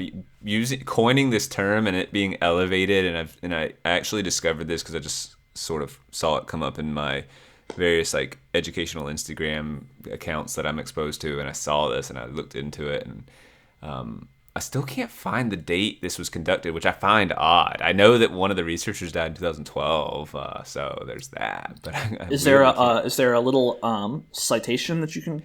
And find that's what I would have thought. I don't want to research right here, but yeah, sure. Let's see. What was I? There's something else that I was gonna say. Multivariate. Oh, and TV. So yeah, 1995. Oh, see, so that's pretty old. Like I can just see that having shrunk a lot more recently, and I guess the study that replicated it, they may have found that. But I guess mainly I think that certainly the socioeconomic class has a strong effect on the achievement of a kid, but it's not. I wouldn't put most of the responsibility on the number of words they hear. I would put it on, how do their parents treat them? Are they able to teach them the lessons they need to learn and instill in them the values that inspire them to improve their own lives? Do they have, can they provide a stable environment for the raising of their kid? Can they afford good food and medication and whatever to actually keep their kid healthy? I mean, nutrition is a major component of development of ability. Like if you're malnourished, then you actually are less capable. So, I mean, I could see an alternate Wikipedia article that someone wrote that says, oh, malnourishment in welfare families is a partial explanation for the achievement gap. I could see that sentence being written and being just as valid as this. Agreed. And in fact, I think you can almost take any measurable thing and say that, like, because you talk about chaos and order, and that's such a nice, succinct way to talk about almost everything. So the kid who the welfare state, they're less likely to get as much sleep, I bet you. They're less likely to have a consistent routine. They're less likely to, and so you can take any metric, whether it's exposure to words, nourishment. You could take involvement in extracurricular activities and go. Yeah. I mean, what you could take. You could hours take per homework they invest in. I don't know.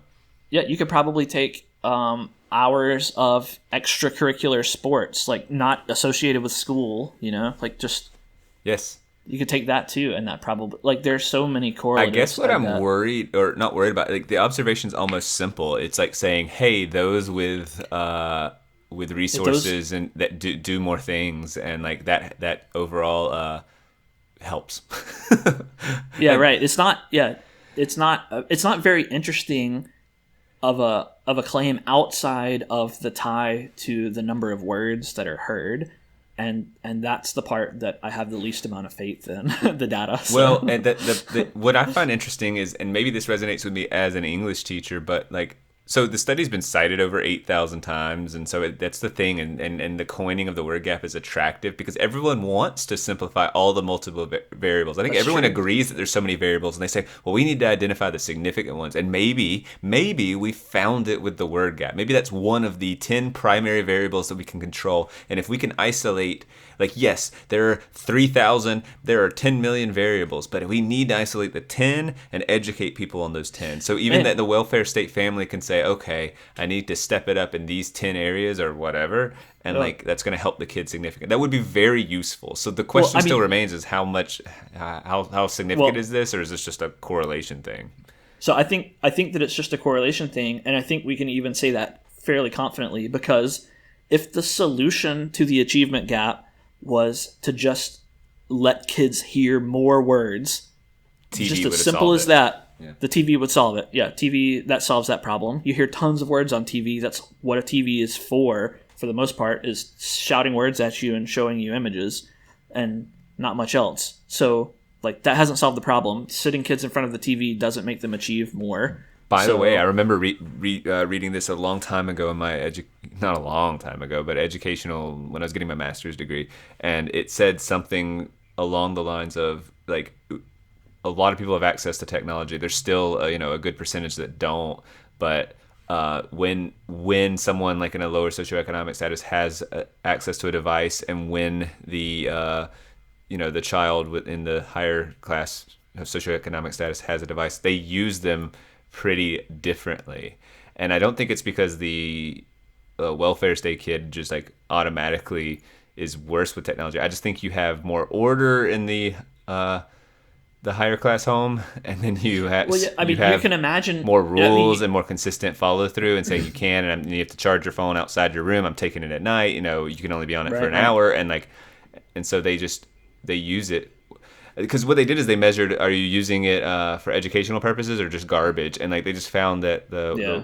I keep saying welfare families. It bothers me. It just seems like such a, but whatever. The welfare family like I don't think uses, there's anything wrong with that term. I mean, that's what we're talking about. yeah. I mean, yeah. And so like Um, they use it more often for less educational purposes, and it's just well, like I there mean, you go. that makes sense too, right? Because if you are in a stable household with your future confidently planned in front of you, you're surrounded by order, then you're making investments into your future, and you would spend your time solidifying Aiding that your future. homework and all that. You're still looking at garbage as a kid, but your Sure, parents limit that, but all of this is but a like a byproduct, not the problem. meanwhile, if you're in chaos, if you're in a if you're in a poor family, your parents are working nights or multiple jobs, or your siblings are taking care of you, or you have a single parent or whatever, a lot of your time might be spent on escapism, right? Like trying to get away from the bad or chaotic Yes. situation that you're in, and escapism is often garbage. So that doesn't surprise me either. Yeah. Yeah. So, and that's I guess it seems like social scientists then are chasing symptoms and saying, oh, look, there's less of this. Maybe this is the cause. And, it's just not really the case. Yeah, I Oh, don't think that. I mean, I would love it. I mean, I'm sure most people would be overjoyed if lack of hearing words was the cause, because that's a cheap and easy solution, right? Like just get everyone a tape player, a free subscription to Audible. Like the government decides to step in and say, here, everyone's got it. And problem yeah. solved. Boom. There you go. We're Problem all solved. Listen to uplifted. words. Yeah. All achievement is now equal, and no, there are no differences between anyone's educational outcome. Well, Yeah. obviously that's not true. There's something else going on. The solution is much more complex than that. It's not as simple. Like, that's just blatantly obvious. Yeah. Yeah. I tend to think that, it's a multivariable problem, and the question is, what change can you make that touches the most variables and moves them in the positive direction? And the use of technology might be a really big one. I can imagine that being like, all right, you need to limit, but how is just saying that going to actually have any impact? I don't see all of a sudden people going, let me stop my escapism, because that serves a purpose too. So then it's like, it backs the question up, like they're going to continue to want to escape because they're living a tougher life. So we need to make them not want to escape as much. So. Well, I think you have to take one step up the abstractual tree, like. Well, is that a word? I don't know. I was just thinking that. Abstractual tree? Okay. The tree of abstraction. In the abstract, you understand what I'm trying to say. Yeah. You have to take one step up that ladder, and like use of technology, that may have an effect, but what affects the use of technology? Like it's the rules that the parents have for their kids. It's the way the parents provide the technology or limit exposure to the technology. Like to me, a lot of it is about culture, and particularly culture within the family unit. And if you either don't have a family unit or your family unit is dysfunctional, you're just obviously going to have a lot of problems out the other end of that. Yep. And I mean, that's the key difference. If you want to solve all of these major problems, that's where the focus should be. And that's what's weird. Major problems tries to talk about lots and lots of families, but the issue ultimately manifests within, a singular family upon a singular kid. And so that's the difficulty of talking about societal, what plagues societal issues, or not, what issues do we have? It's like, well, dang, it's just so tough. Just give them some words; they'll be fine. Everyone, just buy them a textbook with 30 buy them million the dictionary. words. Yeah, buy them the dictionary, and they can have literally every word. Yeah. That's why I'm teach the dictionary, right? You should. That's what you should do. You're an English teacher, so teach English, not whatever you teach. The robots will be able to do it soon enough. Yeah, that's right. All right, kids, we're doing H today. Open your dictionary to the H section. Yeah, all you have to do is there are 26 letters in the alphabet, is that right? So you just have 26 units, and each unit is just, all right, how many words we got here, and how many can we cover a day? And if I could speak 130 a minute, that should be no there you issue. go. Yeah, you got no problem. These kids are in school forever. You can teach them everything. You can teach them everything, because everything can be captured in words. Yes, teach them all the words, you know everything. All human knowledge you can convey to them. Why aren't you doing this? Well, you've sold me. I'm putting it on the book. We actually have to submit a book list very soon. So Dictionary. Yeah, dictionary. ISBN number, 1. I don't know why we both said that. It's the first book. Yeah, that's funny. Yeah, why have all these other books when all the other books are encapsulated in the dictionary? So, God, I think I've probably had worse classes than dictionary class. You mean how? Like, what waste of time? You're saying more of a waste of time than going through the dictionary?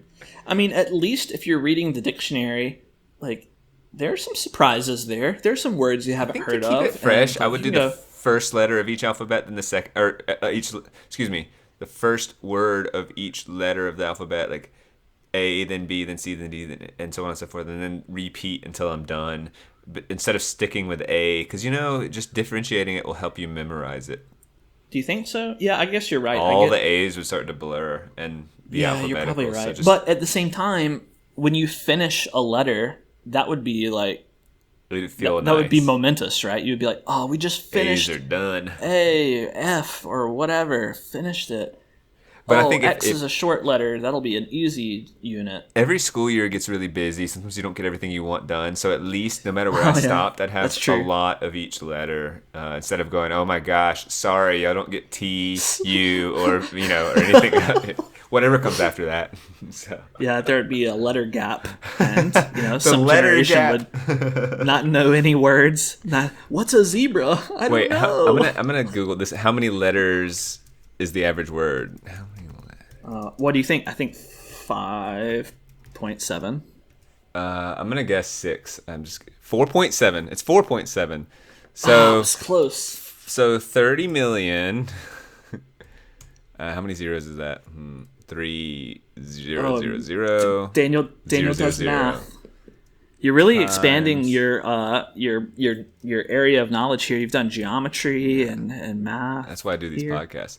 So the letter gap is they don't put commas in this. That's annoying. Okay, well, never mind. 14,100,000. How many? Letter gap. Oh, maybe I did 3 million instead of 30 million. You're basically just doing 4 times 30. Wait, I gotta add. I did 3 million instead of 30, so I need to So- add 2 more zeros. 140 million. Yeah, 100. Yeah, 141. Basically. 'cause it's, yeah. 140 million letter gap. Oh no, the kids aren't achieving. Or 1,410,000,000. I think that's it. 1,410,000,000 letter gap.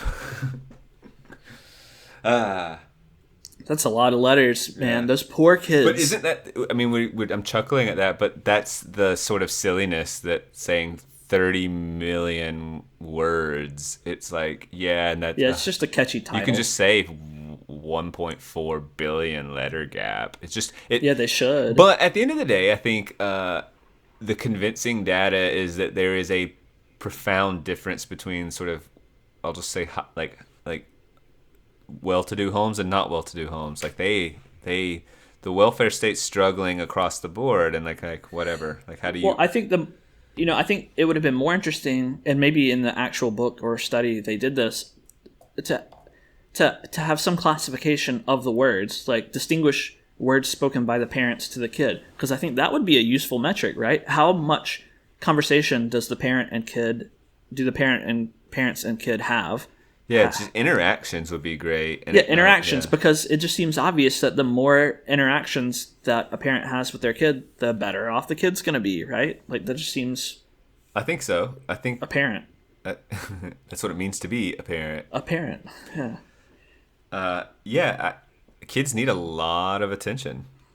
So it makes sense that the ones who get that attention, I mean, certainly they could be too far in one direction, and probably they're getting too much attention. They're being treated like they're the center of the universe, and that's unhealthy. But like that mistake happens far more rarely than I would assume. The neglect side is way out proportion. So like I don't know. Do you think so? I mean, I think my lived experience says that that it's Your the lived other experience. way. Yeah. Well, I think. Well, we can't contradict that. Well, I'm just saying my exposure would say that like most of the people I'm around have really ordered lives and like do all right, and so I see more of the other direction where the parents are too involved in helicopter parents or whatever term you want to use. So I mean, even if you look at the proportion of the poor, especially in the United States, it ain't that big. Like, the number of people in poverty is relatively small, and technology is more accessible than ever, and like, people are generally doing pretty good. Even the past chaotic year, people are generally doing pretty good. I would think that, at least if we're talking about trends, the trend would be towards helicopter parenting, especially since the number of kids that people are having is lower than ever, right? Or I don't know if it's lower than ever, but it's definitely decreasing. Families are having fewer kids, which means more helicopter parenting. yeah, So, I mean, I just don't. I'd like to understand better. Like you said things like poverty. Poverty just there's just not that many people in it, and I don't know. no, I don't. Not that there's not that many, but proportionally, that proportion is small. Right, and so and that's what if that's true, then like we should. It seems to me we should put our collective efforts, and the collective conversation should be about what impacts the most people. It just makes sense to me. Like, that's how we're trying to either run a government or have a social conversation. It's like, all right, well, what issues do we have? And you start by going, all right, what's affecting a lot of people? It just sort of makes sense to me. I mean, obviously that's going to leave some who are not, like, that it's not happening to, feeling unheard and stuff. I don't know. So, but Well, yeah. what should I occupy mean, the majority of our social conversations should be what impacts the most people. Like that's how we should be, yeah, right? I mean, that's just common sense. that's reasonable. If I was going to argue against that, I mean, I think I agree with what you said. But if I was going to argue against it, I would say that there are always people who fall between the cracks, right? Yeah. And like for any majority, there's a minority, and you can't forget about them. Yes, Just I agree with that. I mean, they're still there, and you still have to consider them. But from a broad policy perspective, well, I mean, if I had my that's way, why you have multiple conversations. It's just that exactly. Well, if I had my way, from a governmental perspective, the government would just set the rules. They would set the playing board, set the rules, and that's it. They're hands off. Their involvement is over. Like, I don't think it's the government's job to do things about the poor or do things. I don't think that's not their job. They're not our caretakers or nannies, so they can stay out of it. I realize that many people don't share this opinion, but the government is terrible at things, so they can set the rules and then stay out. And then the conversations can be, when we're actually doing things and making changes, those conversations can be had by people closer to the problems that can actually make more effective change happen. Now, that would be what I would say. Would you say that it's unique when it comes to poverty that those existing in poverty don't fully understand how to get out or like to negotiate that change? Like they're the ones with a little more chaos in their lives, and so they're occupied so frequently by the chaos that they don't have time to kind of thoughtfully say, how do I, like, do you see what I'm saying? Like, yeah, like I think there's a lot of problems that a lot of people have, but oftentimes people, close to the problem. Like if you have a disability or something, you can probably speak really intelligently to that disability and what issues that presents for you.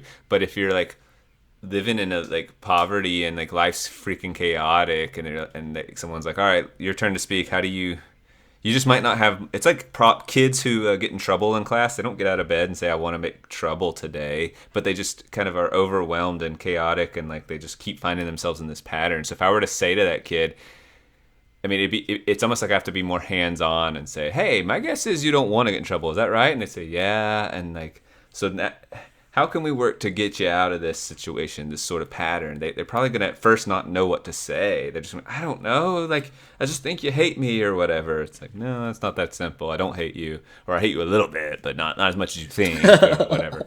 No, but like, I'm just wondering, it sounds like I'm being really demeaning. I'm comparing people in poverty as if they are like children who don't know what's best for them. The fact of the matter, and this has been studied, is that the leading causes of poverty are bad decisions. It's not that they're victims. It's not that they're the innocent people who have had bad things done to them. That does happen. But by and large, it's because people make bad choices and continue to make bad choices. And I mean, particularly if you have a kid without being married, if you don't get a job, or if you don't graduate high school. Those are the things that determine poverty. If you do those things correctly, then you're not poor, almost certainly. And so, like, there are clear things that determine poverty. Right. And if you don't do those things, then you're not in poverty. Now, the question is, how can we stop people from doing those things? And that's the key. And provide freedom of choice and all of that, too. Right. And so I think you're right when you say that the person in chaos is too consumed by chaos to think about their situation and make good decisions. I think that's absolutely true. I mean, you can imagine a situation where, maybe you've made a mistake somewhere, maybe you committed a crime, or you quit your job, or maybe you had a kid that you didn't want to, whatever. You made some kind of mistake, and now you're in trouble, and you've got bills coming in and debt collectors. Like, you're under stress, your anxiety's through the roof, your future is uncertain. Like, a lot of your energy is taken up just dealing with the present. Yes. And you don't have time to think about the future and chart your way out of it. And you may be overwhelmed and not able to understand the paths in front of you. So that's where I think that help could come in and actually do some good. And that's what I mean is, like, so then it is, to what degree is it a societal duty to sort of disrupt the chaos and say, hey, we're going to try and, like, provide an avenue for you, a solution. I definitely think there's a societal duty for that. I don't think there's a governmental duty for that. So why would I ever, like, if I'm existing in an orderly world and enjoying that, and like these people in poverty aren't really impacting me that much, like, why would I ever? What motivations would I have to help them? Because you care about your fellow human being. You want your society to be generally healthy. But because, I mean, selfishly volunteering and helping other people makes you feel good because you can write it off on your taxes. Too. Yeah. Yeah. I mean, there are lots of reasons, selfish or noble, that you could help people who need help. I mean, you're a teacher. In a way, you do this with your students, right? Like, you try to educate them and lead them along a better path. It just so happens that your students are already on a pretty good path. But, I mean, I think that it's kind of a teacher's job to instill wisdom if they can, and knowledge, at the least, and that's helpful. Yeah. And why is that helpful? I mean, it's just kind of it's kind of everyone's duty to help make society better. But I don't think that should be codified into the government, and it should and abstracted away from us. Like, if you're going to help someone, then help them personally, or with some organization closer to the problem. So not some faceless monolithic government program that no one gets emotionally invested in the government. So would you be more amenable to possible like societal solutions that are like government provides incentives to maybe free market solutions? So like, hey, if you're willing to go do this, you can, like you said, like a tax write-off that might be extra big if your company tries to do this, and this. No, I don't think. I think that's something best not started. Like, once you corrupt the impulse to charity with financial motivations and government handouts, then like you've corrupted it. You've done that, and that can only get worse. Like, I think we should be encouraging people to want to help their fellow man instead of encouraging people to say, the government will do it. Yeah, I certainly see the argument for if the government does it, and then if I voted for, if I like just believe if I believe the government should take care of it and expand this thing, then I feel good about myself, and yet I'm kind of putting it on the government to actually do it. So right, great, yeah. I voted for this to happen, but I don't have to actually go do it. Like, that's not right. A good Exactly. Well. So a lot of times people who are against, welfare and government handouts and all of that stuff, they're portrayed as callous and uncaring and cold. Yeah. Whereas the people who vote for those sorts of programs are seen as compassionate and caring. Yeah.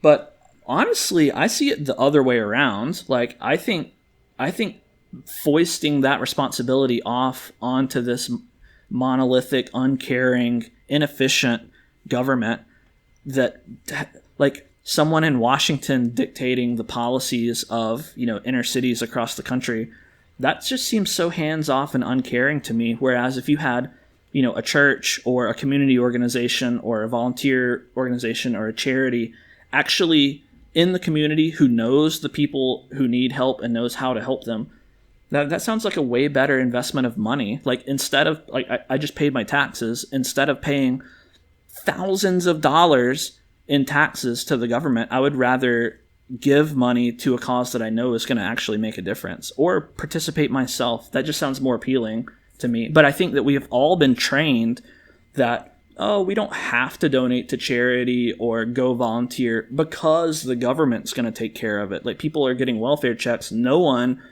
the government's not going to let anyone starve or suffer because we've given them all the power that they need to take care of that. So I don't have to do anything. Yeah, I do wish these social pressures were, I think a good, healthy society pressures us to do, I'm oversimplifying here, but to do the right thing. And so, like, not only just to make good decisions and graduate high school and, like, personally good decisions, but also it'd be great to up the societal pressures to take care of one another, to love one another, to help, to volunteer. Right. To, like, if there was a lot of positive pressure there, that was almost expected. Like, you were welcome to not do it, but, like, there's just positive pressure there. I think it would even influence my behavior possibly. If all my friends and the people around me are all volunteering, it's just what you do on Saturday morning, I'd probably go do it too, and it just benefits everyone. Yeah, I agree. Another thing that I'll say too, just a little bit different, is that one other thing I think that affects the development of kids and the choices they make is that I would say in the culture, particularly in media and entertainment, like we seem to be in an era of subversion. Maybe you'll agree with this or maybe not, but it seems like the storylines that are promoted the most are the ones that subvert, I guess, maybe like the classical hero narrative. Everything is about subversion. Game of Thrones is all about subversion. The new Star Wars is all about subversion. It's all about subversion and flipping classic stories on their heads. And I think that there's a point that can become dangerous, like when the things that kids are exposed to aren't heroes making noble choices, but flawed people, conflicted and anti-heroes. All that stuff is flashy and cool, but especially for lower income families where the parents aren't present as much, sometimes values are imparted by media and entertainment. And if our media is flooded with destructive and subversive values, I think that can actually have an influence on the decisions kids make. What do you think about that? Yes, I think the emphasis on the anti-hero, I think the current rejection of almost, like you said, the hero's journey and the whole deal is such a classic tale for a reason. Here's a good person trying to do the right thing, struggling along the way, and ultimately being rewarded as they persist in their goodness. And that is a deep. It's that narrative has been culturally diminished for years now, and we're celebrating the maybe like take Breaking Bad, even like which I love, one of my favorite shows. But one of my favorite shows too. He's an anti-hero. He's selling drugs and like figuring out how to. And so if we're just constantly dealing with broken and flawed characters, which we're attracted to, I think, because we are broken and flawed, like what we're considering good TV now and good movies are that gritty sense of realism. It even goes into what we expect when we say, oh, that acting is good. What we mean is that acting is realistic. But the world is plenty screwed up. And so I don't know that we always need to mirror that in our entertainment. In fact, I think because escapism is a powerful thing, let's make our escapism substantive and beautiful at times. That's my mom's central case. She used to laugh at me, or I used to laugh at her. I would want to show her this art that was super edgy, these movies that were dark, and she'd say, "Look, I have enough sadness in my life, and I want the good guy to kick the bad guy's ass. Like that's a good movie to her." And I'm like, I always sort of was derisive toward that. I was like, it didn't feel intellectual enough. Trite. Yeah, it doesn't feel. It's been done a million before. times and all of this. But I'm seeing a lot more. I'm seeing the wisdom in that, because the reason that I could go easily tolerate these like really dark movies and things, if I'm being honest, is because I've enjoyed stability and I've enjoyed I haven't had, when I was younger, I hadn't had a lot of pain.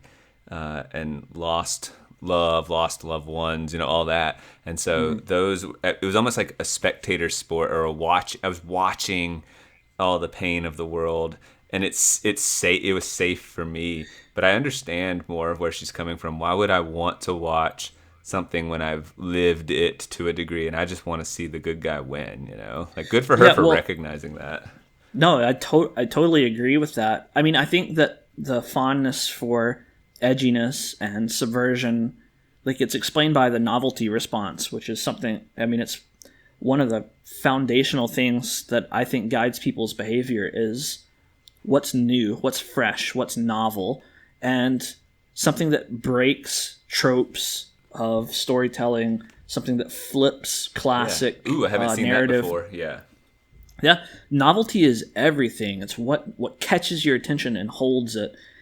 And it's also like I'm not saying that novelty is bad by any stretch. It's but it can also be really cheap. It's cheap to take something established and flip it upside down to catch people's attention. Yeah, that's the appearance of novelty. It's not actually new. It's just a sort of bastardization of what's existing. Yeah. I mean, it's different, but in the same way, like, subversion is kind of cliche in a way, right? Like, if all you're doing is simply inverting, something, then it's really not that unique. But it is attention grabbing. Whereas I think, like, the tried and true narratives, the hero's journey, and all of that sort of thing, like, that's something. There's something deeper to that. It's not a cheap cash grab to catch your attention. It's a meaningful theme that you can observe over centuries, and and in your own life too. The hero's journey is a psychological roadmap, a healthy framework by which to sort of not just see a story and engage in entertainment or read a book. It's more like this is how do I can see these healthy things in my life. Like, it's really important because the entertainment we get gives us patterns to see the world and, like, beliefs to have about, like, if it is so useful to believe if I work hard, I will better my life. It's a template. It's a template you can apply. Whereas if you try to apply, some Game of Thrones template, then you'll be expecting you might as well live it up now because someone's going to chop your head off next week. Yeah, the chaos will preside, and there's no point to life. That's no messaging that's going to be useful for you. It's not. It's just going to. But it is edgy because we've watched 100 stories where the hero kicks the villain's ass, but to see a story where the villain wins, like, that's different. It is. It's surprising, and it makes us go, "Ooh, edgy. I don't know where this is going," and I like not knowing to some degree. Yeah, I mean that's fine. Isn't it weird, though? At least my feeling is that now subversion has become trite and boring, and when I see something that you can just tell when it's being edgy and subversive, and you're just like, really, this again? Like, you're gonna take this thing and ruin it again, and it just gets very tiresome. I wonder if it's a pendulum sort of thing. Like, do we alternate between edginess and classics, or what? Like, are we gonna get another Lord of the Rings-esque, like, just super high quality ultimate story? I'm hopeful we sometime will. Soon? I actually think we're primed for a good classic hero's journey, like, piece to really take on our cultural, people ultimately. Yeah, there's, like, the teenager in all of us that wants to be edgy and, counter narrative and stuff, and it feels intellectual. I would say it's pseudo intellectual, but it feels smart. But we all crave hope, and Hero's Journey reinforces that. So I think we are absolutely primed for a good old Hero's Journey. And by the way, this is the time. This is the time for you to read Lord of the Rings, or watch the movies. Like, I should. Maybe I will. You just should. I read the book recently and watched the movies again recently, and just was struck again by, I mean, it's hard to top. There's, like, nothing better. Maybe they'll re-release it and just make it Oh, terrible. No. Just film a version, but with drag queens and blackface. Oh God! Oh no! So offensive. Yeah, they did the Hobbit movies, and those were not as good. But at least the book had been written, right? Were they honest to the text? Well, yeah. I mean, Enough. The Hobbit is a tiny child book almost, right? And they made 3 movies out of it. The Lord of the Rings that feels like a cash grab, 1,000-page epic, and they made 3 movies out of it. That's about right. Yeah, that's about right. Lord of the Rings feels good. Like, it tells the story. It omits some parts that are fair. The omissions are fair. It adds a little bit, but it's really a faithful telling of the story. The Hobbit. How many movies? In my opinion, The Hobbit. Yeah. 3 movies. Yeah, I didn't. You just said that, but it's just for a tiny 100. I mean, it's literally like under 200 pages, isn't it? Yeah, it's short, and the story isn't as good, in my opinion. A lot of people love it, but it's just there's not as much to it, and the movies weren't as good. There was more CGI. They didn't. I don't know. It's taught frequently in 9th grade. Could you understand the why? Hobbit? Yeah. I mean, it's a nice book. It's nice. I don't dislike the Hobbit book. Part of text selection in high schools, though, is really like we can't sit there and read 1,000-page. I mean, you could, unfortunately. but it would be a bad choice for a lot of I people. suggested to my AP English teacher, AP Lit teacher in high school, that we read Lord of the Rings, and she really wanted to, but it was too long. We were already reading Les Miserables, which is of comparable length. Yeah.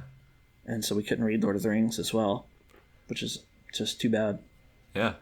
Maybe if you could just kick out Les Mis and do that. So yeah, do Lord of the Rings instead.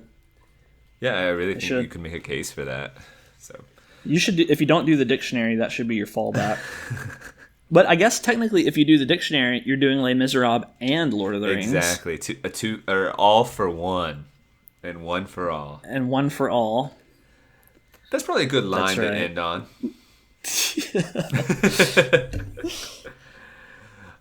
Shall we have a trickle ending where we just kind of awkwardly our conversation dissipates and we just don't really complete our. Yeah. Well.